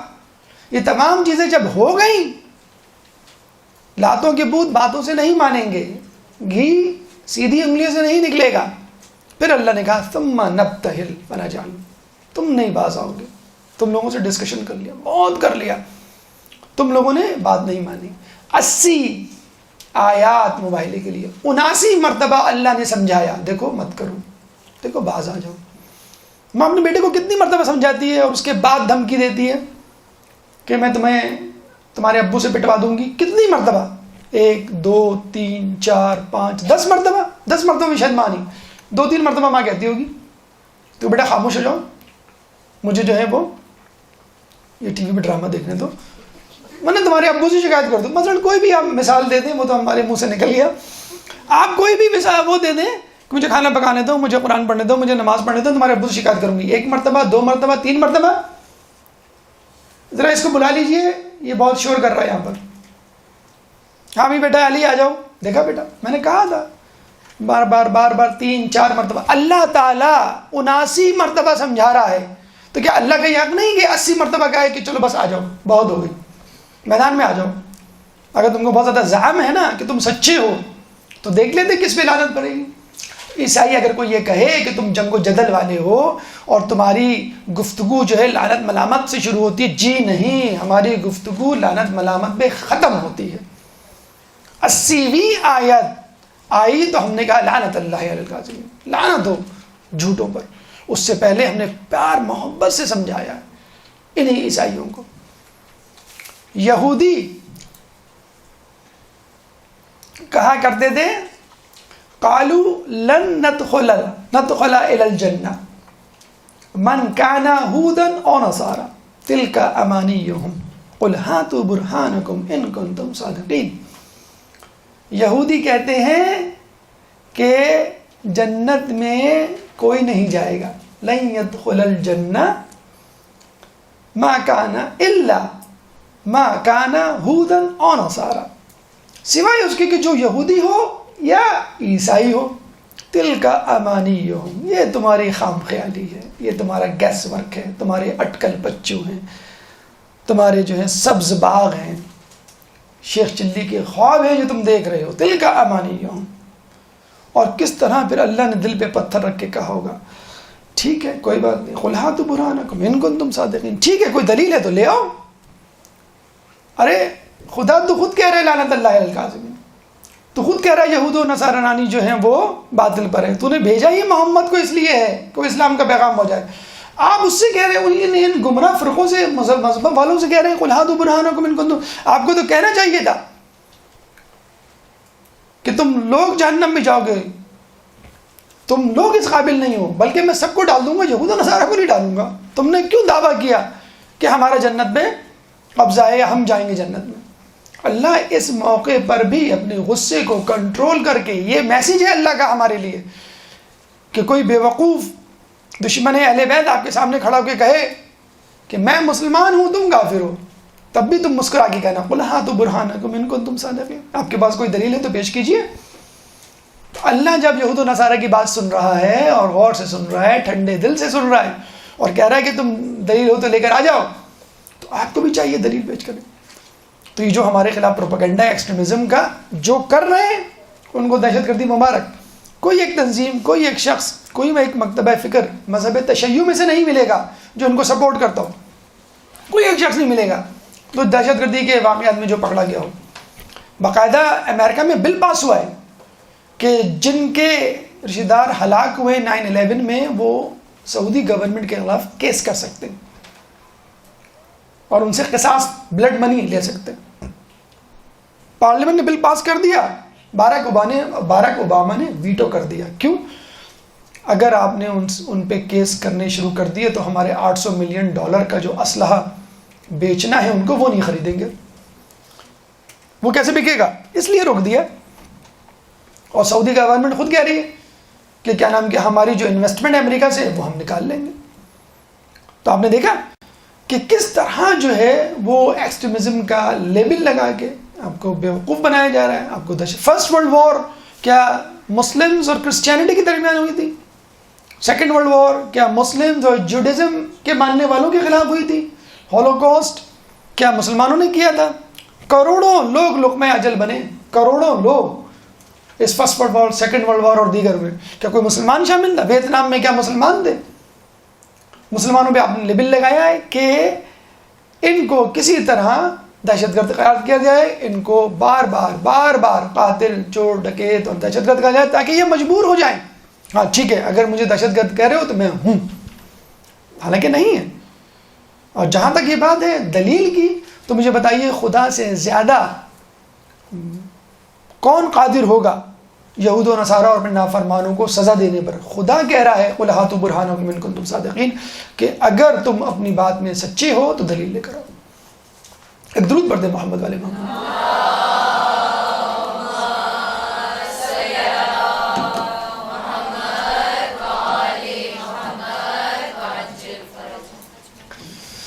اچھا، دلائل کی اہمیت ہو گئی. اب آ جائے توحید کی اہمیت، ہماری گفتگو کا چوتھا مرحلہ. دیکھیں اصل جو بون آف کنٹینشن تھی، جو ایشو تھا، جو کور پرابلم تھا، وہ توحید کا تھا. آپ نے سنا ہوگا کہ وہ کہتے تھے عیسیٰ علیہ السلام کا کوئی باپ نہیں تھا. اب یا تو دو باتیں ہیں، یا تو ولد الزنا مان لیں ان کو نعوذ باللہ، یا پھر خدا کا بیٹا. اول الذکر قابل قبول نہیں، وہ بہت پائس تھی، معصومہ تھی بی بی مریم، تو یہ اللہ کے بیٹے ہوئے. بہت کلیئر کٹ جواب تھا اس کا. رسول اللہ دے سکتے تھے، رسول اللہ نے کہا کہ میں کل جواب دوں گا. یہ بھی ہمارے لیے ایک میسج ہے. اگر بات معلوم نہ ہو یا بہت اہم بات ہو اور آپ کو خطرہ ہو کہ میں بات اگر غلطی ہو گئی تو بہت بڑا مسئلہ ہو سکتا ہے حلال حرام کا، تو آپ خاموش ہو جائیے، میں پوچھ کے بتاؤں گا. اگلے دن رسول اللہ کے پاس وحی آئی، رسول اللہ واپس آئے. اِنَّا مَثَلَ عِيسَىٰ عِنْدَ اللَّهِ كَمَثَلِ آدَمَ، سورہ آل عمران آیت نمبر 59. اِنَّ مَثَلَ عِيسَىٰ عِنْدَ اللَّهِ كَمَثَلِ آدَمَ، عیسیٰ کی مثال اللہ کے نزدیک آدم کی سی ہے. خلقه من تراب ثم قال كن فيكون، ہم نے اسے تراب سے پیدا کیا، مٹی سے، اور پھر کہا ہو جا، اور وہ ہو گیا. الحق کو، اب یہ 60ویں آیت، 60th آیت. الحق من ربک، حق تمہارے رب کی طرف سے. کس کی طرف اشارہ کر رہا ہے اللہ؟ یہودیوں کی طرف، عیسائیوں کی طرف، مشرکوں کی طرف؟ جی نہیں، رسول کی طرف. سنیے جملہ کیا کہہ رہا ہے اللہ، بڑے سخت جملے اللہ نے 2-3 موقع پہ کہیں. اس وَإِن لَّمْ تَفْعَلْ فَمَا بَلَّغْتَ رِسَالَتَهُ، وہ والا جملہ کہا تھا فَاسْتَقِمْ كَمَا أُمِرْتَ، استقامت کا مظاہرہ کرو جیسا کہ کہا گیا ہے. یہ بھی بڑا ایک سخت جملہ تھا سورہ ہود کا. رسول نے کہا تھا سورہ ہود نے مجھے بوڑھا کر دیا. یہ بھی ایک بڑا سخت جملہ. الحق من ربک، حق تمہارے رب کی طرف سے. فلا تکم من الممترین، اور تم شک کرنے والوں میں سے نہ ہو جا. اے اللہ تو کس کو کہہ رہا ہے شک کرنے کا؟ رسول کو جو رحمت للعالمین ہے، جس نے تجھ سے دو بدو بات کی، جنت دوزخ کو اپنی آنکھوں سے دیکھا، جس میں جبرائیل اترتے ہیں، تو ان کو کہہ رہا ہے کہ تم شک مت کرنا. بتانے کے لیے کہ اتنی ازہر من الشمس بات ہے کہ تم بھی ہوشیار رہنا اس بات میں. تو اگر تم نہیں شک کرنا تو اور لوگوں تو بدرجہ اولا شک نہیں کرنا چاہیے. فلا تکم من الممترین، اور تم شک کرنے والے میں سے نہیں ہو جانا. اور جب یہ بات کہہ دی پھر کہا فمن حاجک فیہ من بعد من العلم، جو ہے نا من العلم، اس علم کے بعد، اس علم کے آ جانے کے بعد تم سے کٹ حجتی کرے تو کون سا علم؟ یہ والا، انا مثل عیسی عند اللہ کمثل آدم خلقہ من تراب ثم قال کن فیکون. اس علم کے بعد یہ جو آیت ہے، تو اللہ تعالیٰ نے 80 آیت میں ایکسپلین کیا توحید کو، اللہ تعالیٰ نے ایکسپلین کیا دلائل کو.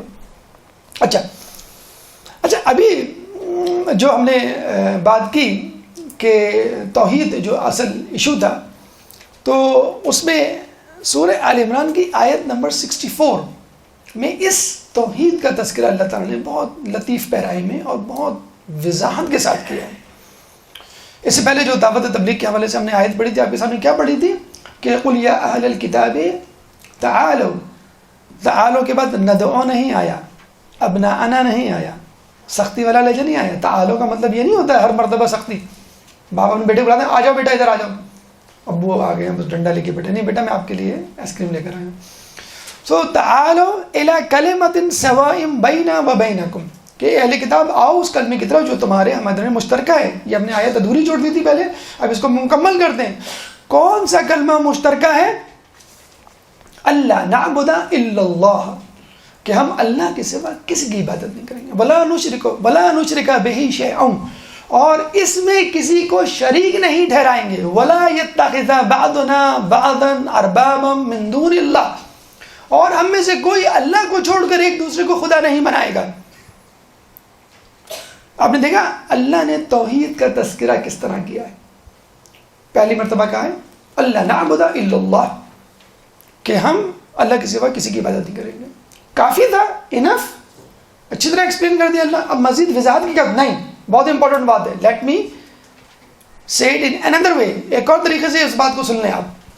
ولا نشرک بہ شیئا، اور اس میں کسی کو شریک بھی نہیں ٹھہرائیں گے. اچھا دوسری مرتبہ دوسرے انداز سے، ٹھیک ہے کافی ہے؟ نہیں، ایک اور انداز سے مجھے سمجھانے دو. ایک اور قسم کا شرک ہوتا ہے جو لوگ کرتے ہیں اور سمجھتے نہیں ہیں شرک ہے. کون سا شرک ہے؟ ولا یتخذ بعضنا بعضا اربابا من دون اللہ، اور ہم میں سے کوئی ایک دوسرے کو خدا کو چھوڑ کر ایک دوسرے کو خدا نہیں بنائے گا. فَإِن تَوَلُّوا، اور اگر کوئی ایسا کرے، کیونکہ جو لوگ تھے وہاں پہ وہ روگردانی کرتے تھے، تو اگر کوئی کہے فَقُولُوا اشْهَدُوا بِأَنَّا مُسْلِمُونَ، تو ان سے کہنا، گواہ رہنا کہ میں مسلمان ہوں، تمہاری طرح نہیں ہوں. 3 مرتبہ ایکسپلین کرنے کی ضرورت کیا تھی؟ توحید کی حیثیت سے ہم بات کر رہے ہیں کہ آپ نے کہا کہ اللہ کے سوا کسی کی عبادت نہیں کریں گے، آپ نے کہا کہ ہم کسی کو شریک نہیں ٹھہرائیں گے. اب اللہ نے یہ جو بات کی، اس بات کو ایک صحابی نے پکڑ لیا کہ ہم اللہ کے سوا یعنی اللہ کو چھوڑ کر ایک دوسرے کو خدا نہیں بنائیں گے. عدی بن حاتم نام تھا اس کا، وہ پہلے عیسائی تھا پھر مسلمان ہو گیا. رسول اللہ کے پاس کہا جو اربابم ہے وہ کس کی طرف اشارہ ہے؟ رسول نے کہا عیسائی علماء کی طرف. یعنی ہم خدا کو چھوڑ کے ایک دوسرے کو، ہم میں سے بعض کو یعنی عیسائی علماء کو خدا نہیں بنائیں گے. تو ہم نے تو کبھی عیسائی علماء کو خدا نہیں بنایا. ہاں عیسیٰ علیہ السلام کو ہم خدا کہہ جاتے تھے جو کہ غلط تھا، لیکن پھر بھی ہم نے کبھی عیسیٰ علماء کو تو خدا نہیں بنایا. رسول نے کہا کبھی ایسا ہوتا تھا کہ وہ تمہارے لیے کوئی فتویٰ دیتے تھے اور وہ فتویٰ جو ہے انجیل یا بائبل کے خلاف جاتا تھا اپنی کتاب کے. وہ انہوں نے کہا کہ ہاں ایسا تو ہوتا تھا. کہنا تمہیں معلوم ہوتا تھا کہ کتاب اللہ کے خلاف بات کر رہے ہیں؟ کہنا ہاں ہمیں معلوم ہوتا تھا. کہنا پھر بھی تم عمل کرتے تھے؟ کہنا ہاں ہم پھر بھی عمل کرتے تھے. تم کو معلوم ہوتا تھا کہ خدا کے خلاف بات کر رہے ہیں، خدا کے برخلاف جا رہے ہیں، پھر بھی کہنا ہاں ہم پھر بھی عمل کرتے تھے. کہنے بس یہی ہے خدا کے مقابلے میں ایک دوسرے کو خدا بنانا، انسانوں میں سے خدا بنانا. اب مجھے آپ یہ بتلائیے تھوڑی دیر رک کے، یہ جو فرقے بنتے ہیں وہ کیوں بنتے ہیں؟ کیا یہودیوں میں 71 فرقے جو وجود میں آئے توریت نے بنائے؟ توریت نے کہا کہ 71 طریقے سے عبادت نہیں. کیا عیسائیوں میں جو 72 فرقے بنے وہ انجیل نے بنائے کہ بھئی اس طرح بھی کر لو، اس طرح بھی کر لو، اس طرح بھی کر لو؟ کیا مسلمانوں میں جو 73 فرقے ہیں وہ قرآن نے بنائے؟ قرآن نے تو نہیں بنائے. کس نے بنائے؟ جس نے قرآن کو پڑھ کے سمجھایا ان لوگوں نے بنائے. کیوں؟ کہ انہوں نے غلط سمجھایا، اپنا قیاس کیا. جو تفسیر تھی وہ نہیں بیان کی. مولا علی لائے تھے نا تفسیر لکھ کر قرآن کی, 6 مہینے جو بالکل رو پہنچ رہے تھے, گھر میں تنہا رہے تھے, لے کر آئے تھے, دیکھو میں نے ہر آیت کو اس کی تنزیل, اس کے اشارے, تفصیل کے ساتھ جمع کر لیا ہے. لوگوں نے کہا ہمیں تمہارا قرآن نہیں چاہیے. تو علی نے کہا کہ اب تم اسے کبھی نہیں دیکھ سکو گی. اس کا مطلب یہ نہیں ہے کہ اب کوئی بھی صراط مستقیم پہ نہیں ہوگا. علی نے جگہ صفین پہ کہہ دیا تھا مسلمانوں میں 73 فرقے ہو کے رہیں گے, جس طرح یہودیوں میں 71, عیسائیوں میں 72, اسی طرح مسلمانوں میں 73. بدترین فرقہ وہ ہوگا جو میرا دشمن ہوگا. الٹا کر لیجئے, جو بہترین فرقہ ہوگا وہ علی کا دوست ہوگا.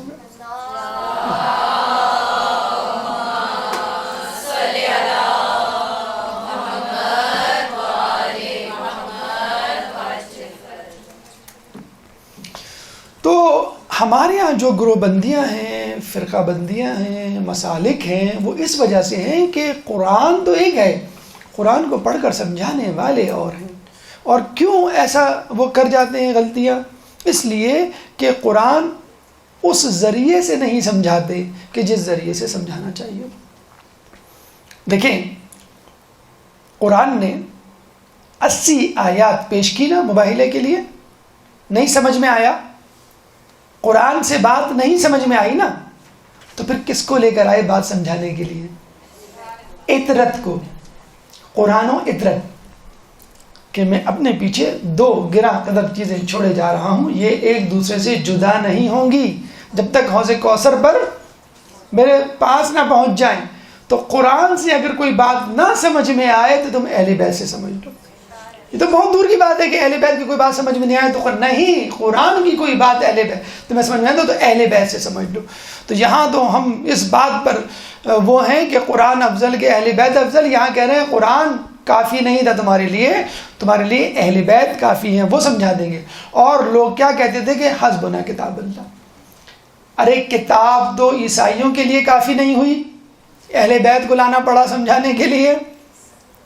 اور یہاں پہ آپ کہہ رہے ہیں حسبنا کتاب اللہ, ہمارے لیے اللہ کی کتاب کافی ہے, ہم جو ہیں ہمیں علی کی ولایت اور ائمہ کی امامت نہیں چاہیے.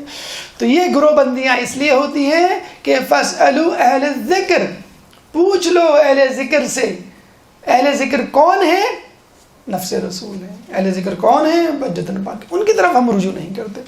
تو اگر قرآن کے ساتھ اطرت کو لے لیا جائے, قرآن کے ساتھ اہل بیت کو لے لیا جائے, تو قرآن اچھی طرح واضح طور پر سمجھ میں آ جائے. ورنہ واضح آیات, کھلی ہوئی عبارتیں آپ کو سمجھ میں نہیں آئیں گی, اور آپ وضو میں پاؤں کو دھوتے رہ جائیں گے, ہاتھ ملتے رہ جائیں گے. ایک درود پڑھ دیں محمد والے محمد.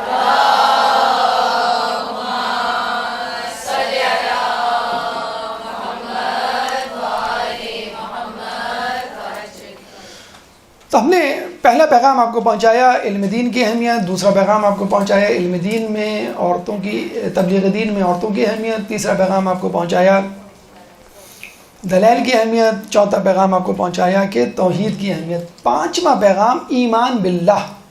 دیکھیں جتنی بھی گفتگو ہو رہی ہے ایمان کو بڑھانے کے لیے تو ہو رہی ہے. اور رسول اللہ کا ایمان ایسا تھا کہ اللہ نے یہ نہیں کہا فنسأل نبتہل فنجعل, فنسأل کا لفظ نہیں استعمال کیا, فنجعل, کہ ہم قرار دیں کس پر؟ جھوٹوں پہ اللہ کی لعنت. یعنی لعنت ہمارے ہاتھ میں ہے اور ہم کسی پہ بھی ڈال دیں. ہم اللہ سے دعا نہیں کریں گے اللہ جو جھوٹا ہے اس پہ لعنت دے, نہیں, ہم یہ کہیں گے جو جھوٹا ہے اس پہ لعنت آ جائے, یعنی گویا ہمارے قبضے میں ہے. فنجعل لعنت اللہ علی الکاذبین, فنجعل لعنت اللہ کہنا چاہیے تھا. اے اللہ ہم تو اس سے سوال کرتے ہیں کہ لعنت بھیج دے, نہیں, فنجعل, تمہارے ہاتھ میں ہے لعنت. جیسے پانی کا گلاس میرے ہاتھ میں کسی پہ پانی پھینک دوں, لعنت میرے ہاتھ میں کسی پہ پھینک دوں. اگر تم کو اپنے اوپر زعم ہے کہ تم سچے ہو تو یقیناً اللہ کی رضا تمہارے ہاتھ میں ہوگی, اس لیے فنجعل کا لفظ استعمال کیا. اور یہ وہی ایمان ہے کہ جس کو اپنے دل میں رکھتے ہوئے رسول کے جد ابراہیم آتش نمرود میں کود پڑے. یہ وہی ایمان ہے کہ جس کو ابراہیم کے جد نوح اپنے دل میں لیتے ہوئے کشتی میں سوار ہوئے کہ اللہ مجھے بچا لے گا اور تمام جو ہے دنیا چاہے ڈوب جائے میں بچ جاؤں گا. تو جس طرح نوح کی کشتی میں بیٹھنے والے بچ گئے، اسی طرح اہل بیت کی کشتی میں بیٹھنے والے بھی بچ جائیں گے. درود پڑھ دیں محمد والے محمد.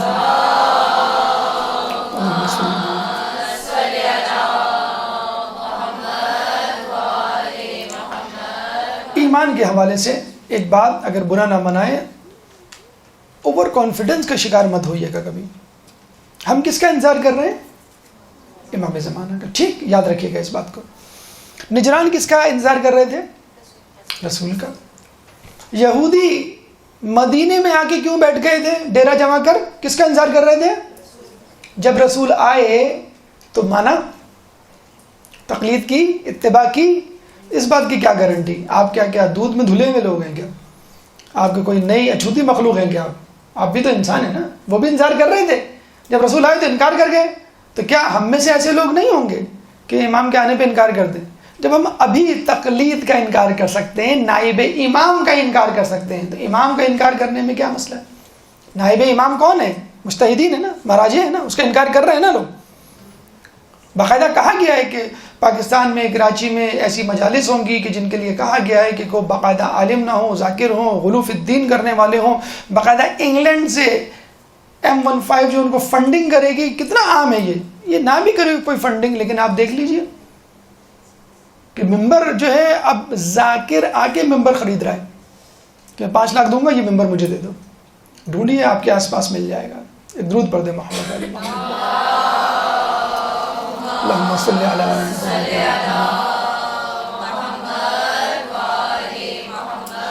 تو اس ایمان کا صحیح استعمال کیجئے، تجدید ایمان کرتے رہیے، ورنہ یہ ممکن ہے. روایتوں میں آیا ہے کہ جب امام اور سید حسنی کا لشکر آمنے سامنے ہوں گے، سید حسنی امام سے معجزات طلب کریں گے، امام معجزات دکھائیں گے تو سید حسنی کے ساتھ بہت سارے لشکری منحرف ہو جائیں گے کہ امام نہیں ہے، جادوگر.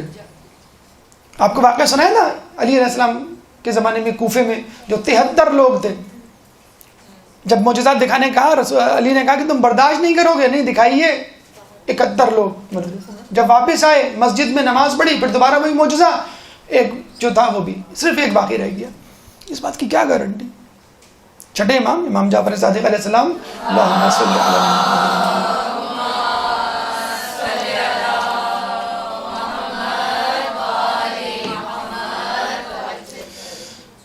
ایک دفعہ گریہ کر رہے تھے. اصحاب نے کہا آپ گریہ کیوں کر رہے ہیں؟ کہنے لگے کہ میں نے ابھی کتاب جعفر پڑھی ہے اور اس میں آخری زمانے کے شیعوں کے حالات کو پڑھا ہے، اور اس میں لکھا تھا کہ آخری زمانے کے شیعوں کے ایمان متزلزل ہوں گے.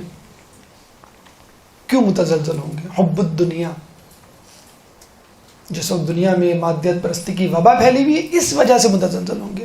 تو خدا را اپنے ایمان کو چیک کرتے رہیے. ایمان کب مضبوط ہوتا ہے؟ جب یقین ہوتا ہے. باقاعدہ روایت مولا علی کی. اور یقین کب مضبوط ہوتا ہے؟ جب علم ہوتا ہے. ائمہ کا علم وہابی تھا، مکمل تھا، مطلق تھا، اس لیے یقین بھی مکمل تھا، مطلق تھا، اس لیے ایمان بھی مطلق تھا، مکمل تھا.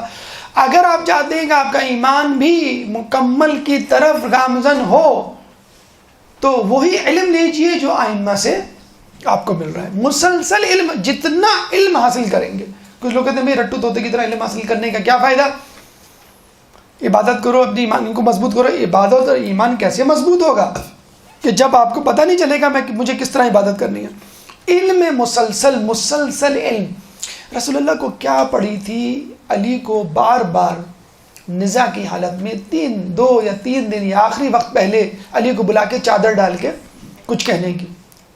کیا کہا ہوگا کہ میرے بعد کیا سازشیں ہوں گی، میرے بعد یہ ہوگا، وہ ہوگا. کیا پڑھی تھی؟ کیا ایسی ایمرجنسی تھی؟ بیمار ہیں، جانے کا وقت ہے. مولا سے پوچھا تو مولا نے کہا کہ رسول اللہ نے مجھے 1000 علم کے باب دیے، ہر باب میں سے 1000 مزید علم کے باب نکلتے ہیں. جاتے علم سکھا گئے. دیکھو علم حاصل کرنا، مولا علی کو علم سکھا رہے ہیں، وہ بتانے کے لیے. سکھائے وہابی علم ہے ان کے پاس موجود ہے، بتانے کے لیے. دیکھو میں جا رہا ہوں، لیکن میں سمجھتا ہوں سب سے اہم فریضہ یہ ہے کہ جاتے بھی علم دے جاؤ. تو علم حاصل کرتے رہیے، انشاءاللہ آپ کا ایمان مضبوط ہوگا. اس کے بعد کا مرحلہ، چھٹا مرحلہ قربانی فی سبیل اللہ. اللہ تعالیٰ فرماتا ہے لن تنالوا البر حتی تنفقوا مما تحبون. کہ تم نیکی کے مرتبے پر اس وقت تک نہیں پہنچ سکتے جب تک اپنی بہترین چیزوں میں سے کوئی چیز نہ دو۔ ابراہیم کی بہترین چیز کیا تھی؟ اسماعیل، کہا اس کو قربان کرو۔ رسول اللہ کی بہترین چیز پہلے باپ، پھر ماں، پھر بیٹے، بیوی، سب چلے گئے نا، کون بچا اب بہترین چیزوں میں؟ کل کائنات کون تھا رسول کی؟ علی، فاطمہ اور 2 بچے، جگر کا ٹکڑا، ان کا پھول، ان کی آنکھوں کی ٹھنڈک، قرۃ العین کون تھا؟ بی بی سیدہ اور ان کے بیٹے اور ان کا شوہر۔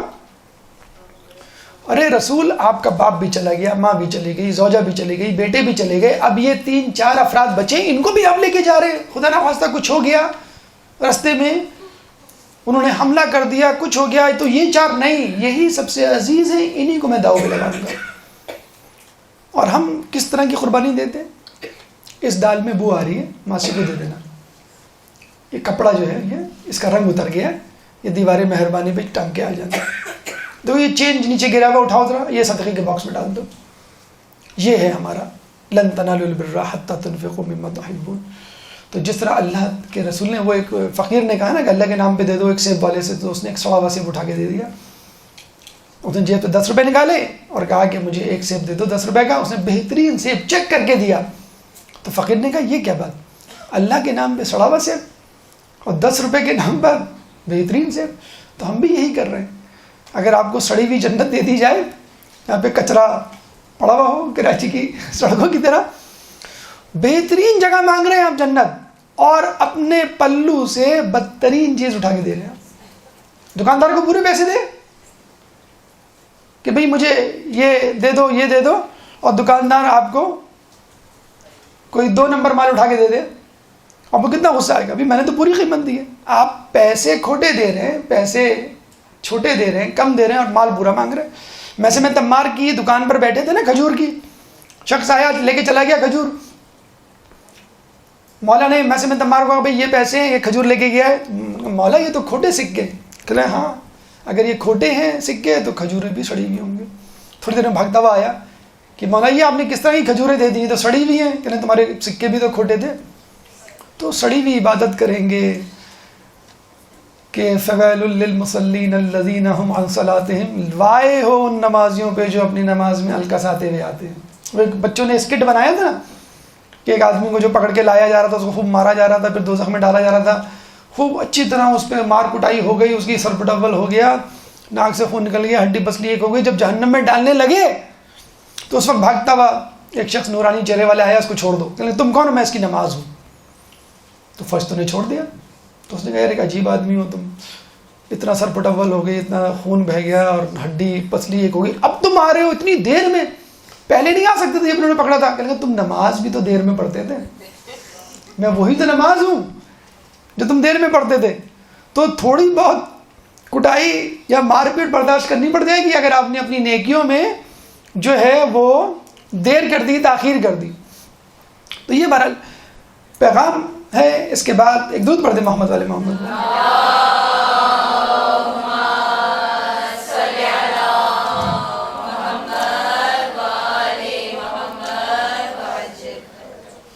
ساتواں مرحلہ نمود و نمائش، یا چھٹا مرحلہ ہے میرے خیال میں، ساتواں مرحلہ نمود و نمائش۔ دیکھیں یہ جب آئے تھے عیسائی تو بہترین زرق برق لباس پہنے ہوئے تھے، ٹھیک، سونے کی انگوٹھی، ریشمی لباس، تو رسول اللہ نے ان کی طرف دیکھا تک نہیں۔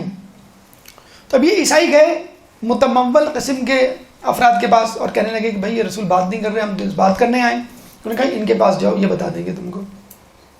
تو ان صاحب کے پاس گئے، انہوں نے بتا دیا، رسول اللہ سے مشورہ کیے بغیر کہ اپنے کپڑے تبدیل کرو، عام سے سیدھے سادے کپڑے پہن کے آؤ۔ کون تھا بتانے والا؟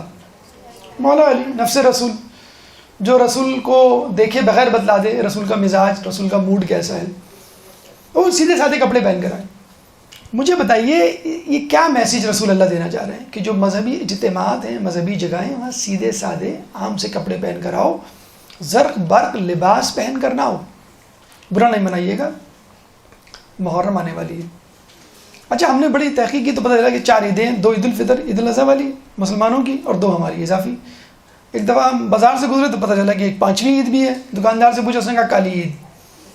آپ کو معلوم نہیں شیعوں کی یہاں ایک کالی عید بھی ہوتی ہے, آپ 2 اضافی عید نہیں مناتے, 3 اضافی عید مناتے ہیں. ہم نے کہا کیسے؟ کہنے لگے یہ جوڑے لے کے جائیں گے ابھی آپ, ہر مجلس کا ایک نیا جوڑا ہوگا. مجھے بتلائیے, امام کا قول ہے, ہمارے دوسرے امام کا قول ہے کہ اپنی عورت کو زیادہ جوڑے نہ بنوا کر گھر سے جانے سے روکو. جو عورت بازار میں بہترین زرق برق چمکدار قسم کا جوڑا, چاہے وہ کالا ہی کیوں نہ ہو. اچھا یہ بتا دوں, مغربی ممالک میں جو نائٹ ڈریس ہوتا ہے تقریبات کا, وہ بلیک ہوتا ہے. جتنی بھی تقریبات ہوتی ہیں فلم انڈسٹریز کی, آپ دیکھ لیں بلیک ڈریس پہنتے ہیں, وہ یہ رول ہے ان کے. تو وہ لوگ تو بالکل بھی یقین نہیں کریں گے آپ پر کہ یہ بلیک ڈریس آپ نے اس کے لیے پہنا ہے, اور جس طرح زرق برق پہنا ہے آپ نے. تو مجھے یہ بتائیے کہ یہ عیسائیوں والی تقلید نہیں ہے کہ جس طرح وہ زرق برق لباس پہن کر آئے تھے امپریس کرنے کے لیے, ہم بھی جاتے ہیں دوسروں کو دکھانے کے لیے. ایک عورت جو نیا زرق برق لباس پہنے گی, کیا وہ چاہے گی کہ پراپر طور پہ حجاب ہو؟ اس کو تو حجاب بھی ایسا ہوگا کہ نظر آئے کہ اس نے اندر کیا پہنا ہے, اس کا کوٹ, اسکارف, اس کی چادر, اس کا مکنا, جو بھی چیز وہ پہنے گی حجاب, وہ کبھی بھی 100% اپنے لباس کو نہیں چھپائے گی. کیوں چھپائے گی؟ وہ اس نے پہنا ہی اس لیے کہ وہ لوگوں کو دکھائے. تو یاد رکھیے, جس طرح رسول نے منہ پھیر لیا عیسائیوں سے, کیا بی بی سیدہ آپ سے منہ نہیں پھیر لیتی ہوں گی کہ تم میری مجلس میں رونے آئی ہو یا لباس دکھانے آئی ہو؟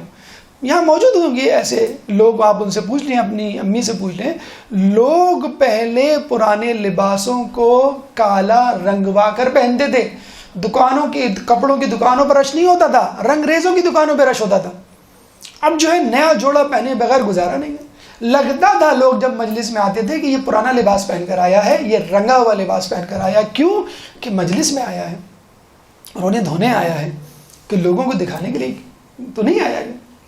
تو یہ بھی ایک میسیج ہے کہ اپنی مذہبی اجتماع میں آئیں تو پورے جو ہیں تقدس کے ساتھ آئیں, اور خواتین ہونے کے ناطے حجاب کے ساتھ آئیں. اگر کالے کپڑے پہننے اور خریدنے پڑ جائیں, نئے خریدنے بھی پڑ جائیں, تو ایسے لباس کا انتخاب کو کہ لگے نا کہ آپ کسی جشن کی تیاری کے لیے آئیں, اور خصوصی طور پہ آپ نے اس کے لیے یہ سلوایا.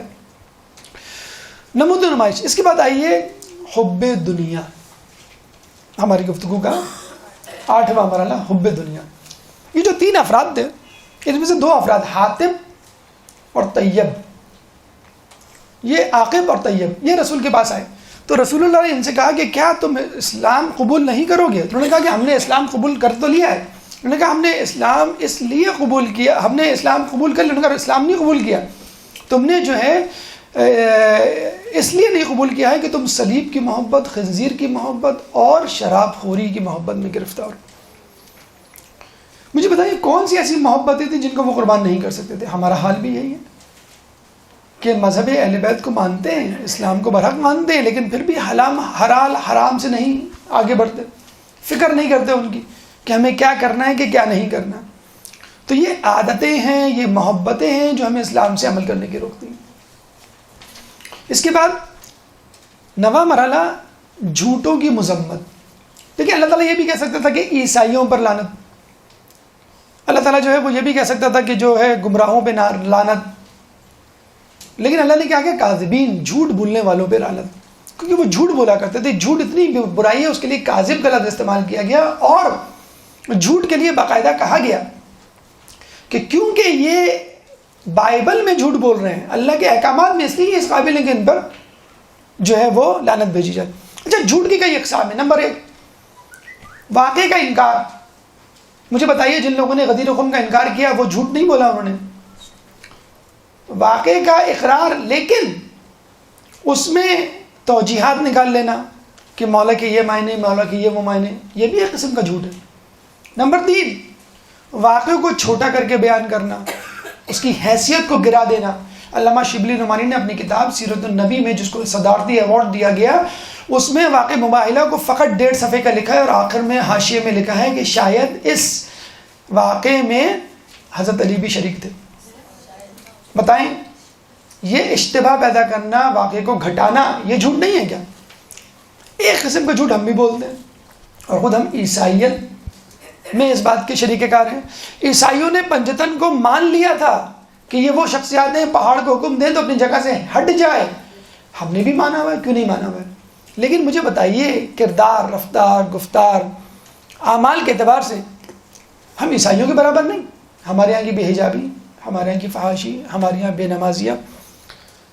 نمازی لوگ، ہمارے یہاں حرام کھانے والے لوگ، ہمارے یہاں جھوٹ بولنے والے لوگ، اخلاقیات سے گری ہوئی حرکتیں کرنے والے لوگ، اگر دیکھا جائے بنحیث المجموعی ہم شاید ان سے بھی پیچھے ہیں، حالانکہ وہ بھی پنجتن کو مانگتے تھے، ہم بھی، تو ہم اور وہ برابر ہیں اس منافقت میں. تو خدا را اس بات سے نکلیے اور خالی خولی ظاہری ایمان سے پرہیز کیجیے، محبت کو ثابت کر کے دکھائیے. آخری اور 10واں مرحلہ ہماری گفتگو کا کہ سچوں کی فضیلت. ایک درود پڑھ دیں محمد والے محمد.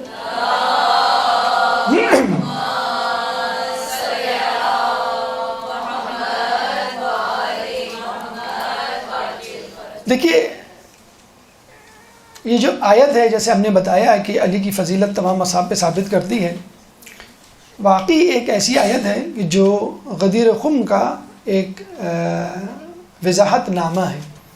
حاکم شام کے دربار میں ایک شخص بیٹھا ہوا تھا، تو حاکم شام نے کہا کہ تم علی پہ تبرہ کیوں نہیں کرتے؟ تو اس نے کہا کہ علی کی 3 فضیلتیں ایسی ہیں کہ جن کی وجہ سے میں ان پہ تبرہ نہیں کر سکتا. ایک فضیلت وہ ہے جو آیہ مباہلہ میں اللہ نے انفسنا ان کے لیے لفظ استعمال کیا، اس لیے میں وہ ان پہ تبرہ نہیں کر سکتا. یہی وہ سچے ہیں کہ جب انہوں نے دعوت تبلیغ کا اظہار کیا، اپنے آپ کو رسول ظاہر کیا، تو اس سے پہلے وہ صادق مشہور ہو گئے. یہی وہ سچے ہیں جب انہوں نے اپنا فقہ مدون کروایا تو اس کی تدوین سے پہلے صادق مشہور ہو گئے. اور الحمدللہ اللہ کا شکر ہے کہ ہم پہلے صادق کو بھی مانتے ہیں، دوسرے صادق کو بھی مانتے ہیں. پہلے صادق کو مان کر ہم مسلمان کہلائے اور دوسرے صادق کو مان کر ہم مومن کہلائے. تو ان سچوں کے کونوا مع الصادقین کا کیا مطلب ہے؟ انہی صادقین، ان 2 صادقین کے ساتھ آپ شامل ہو جائیں، اہل بیت کے ساتھ شامل ہو جائیں کہ جنہوں نے واقع مباہلہ میں گواہی دی. اگر رسول اللہ چاہتے تو ابناءنا، بیٹوں میں جب ان کا کوئی بیٹا نہیں تھا تو کسی کو بھی لے جاتے. حقیقی بیٹے تو نہیں تھے، وہ تو نوازے تھے، بتانے کے لیے کہ یہی میرے بیٹے ہیں، انہی سے میری نسل چلے گی. نساءنا میں تو اور دائرہ وسیع تھا، عورتوں کو لاؤ، بیٹی کا لفظ نہیں استعمال کیا. تو عورتوں میں ازواج تھیں اور دیگر لوگ بھی تھے، کسی کو بھی لے جاتے، گھر کی عورتیں کہہ گئے. انفسنا میں تو اللہ نے حد کر دی، یہ نہیں کہا کہ اپنے بھائیوں کو لاؤ. دیکھیں ترتیب یہ ہونی چاہیے نا، بیٹوں کو لاؤ، عورتوں کو لاؤ، یا بیویوں کو یا بیٹیوں کو لاؤ. کوئی لفظ استعمال ہوتا بیویوں کا، عورتوں کا، اور اس میں آگے بھائی کا لفظ استعمال ہوتا بیٹوں کے بعد کہ تم اپنے بھائیوں کو لاؤ. انفسنا کا لفظ استعمال ہوا، یعنی تم اپنے نفس کو لے کر آؤ، جس کو تم سمجھو تمہارا متبادل وزیر جانشین وسیع وارث ہوگا. تو رسول چاہتے ہیں لاکھوں اصحاب میں سے کسی کا بھی انتخاب کر لیتے، فقط وہ حضرت علی کا انتخاب کیا، بتلانے کے لیے کہ یا تو میرا کام میں کر سکتا ہوں یا علی. مباہلہ جب ہو گیا تو عیسائیوں نے اشارہ کیا، ہاتھ ہلائے کہ ہم آپ سے بات کرنا چاہتے ہیں. تو رسول اللہ نے علی سے کہا کہ جاؤ بات کرو، یہ جن شرائط پہ بھی بات کریں تم جیسا سمجھو صلح کر لینا، تم جیسا سمجھو ان کی بات مان لینا. یہ نہیں کہا کہ مجھے آگے بتاؤ. تو حضرت علی گئے، انہوں نے پھر کہا کہ ہم اتنے 1000 جوڑے دیں گے، اتنی زریں دیں گے، اتنے تلوار دیں گے، اتنے گھوڑے وغیرہ دیں گے ہر سال. تو حضرت علی نے کہا کہ میں نے اس بات پر صلح کر لی. رسول اللہ نے کہا کہ تم نے بالکل صلح کی. تو یہ ہے علی کی فضیلت، جس کی وجہ سے غدیر خم میں رسول اللہ نے ان کو من کنت مولا ہو فہذا علی مولا کا مصداق قرار دیا. آخر میں کلام آخر کے طور پہ ہم نے جو کہا تھا کہ صحت اور تعلیم کو پکڑا ہوا ہے عیسائی دنیا میں. ایک تیسری چیز کو آج کل پکڑا ہوا ہے، امیگریشن. باقاعدہ مسلمانوں کے لیے خصوصی طور پر امیگریشن کے دروازے کھول دیے گئے ہیں. یورپ، کینیڈا، امریکہ، دوسری جگہوں پر باقاعدہ بڑے بڑے پادری ان کو ریسیو کرتے ہیں اور ان کو وہ ویلکم کہہ رہے ہیں. کل کی خبر ہے، اس درس کی تیاری کے بعد ہم نے کلک کر کے دیکھا کوئی کرسچن ورلڈ میں کوئی خبر، تو اتفاق سے کل کی خبر ہے کہ پوپ فرانسس 4 اس وقت جو پوپ ہیں، انہوں نے کہا ہے کہ ہم عنقریب مسلمانوں سے ڈائلاگ کریں گے. ارے بھائی کس بات کا ڈائلاگ؟ مباہلے میں آپ ہار چکے ہیں. وہ ڈائلاگ کریں گے ان لوگوں سے جو مسلمانوں کی حقیقی نمائندے نہیں ہیں، جو دہشت گرد ہیں، جو ایکسٹریمزم کو پروموٹ کر رہے ہیں، ان سے محبت کریں. یا پھر ان لوگوں سے کریں گے جن کا دور دور سے اسلام سے کوئی تعلق نہیں ہے، ملحدوں سے بات کریں گے اور ان کو قائل کریں گے کہ تم وہ عیسائیت کے قریب آ جاؤ، یا کم از کم ہمارے خلاف جو جنگ و جہاد ہے وہ چھوڑ دو. دجال جب آئے گا تو روٹیاں دے گا، ایمان خریدے گا. تو فی الحال روٹی کا نام امیگریشن ہے. جو لوگ مغربی ممالک موجود ہیں اگر وہ جا چکے تو کوئی بات نہیں، آپ وہیں پر امام کے لشکر کو ترتیب دیں، کیونکہ امام کی نصرت کے لیے کسی فقط ایک جگہ سے، ایک کونے سے لشکر نہیں آئے گا، دنیا کے کونے کونے سے ان کی مدد کے لیے، ان کی نصرت کے لیے ان کے آوان و انصار آئیں گے.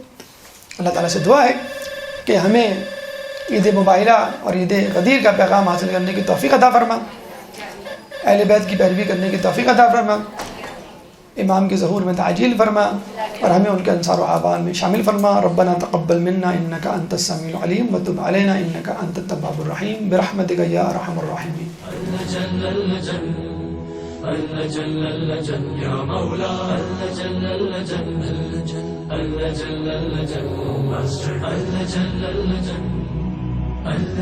يا صاحب السماء اللجل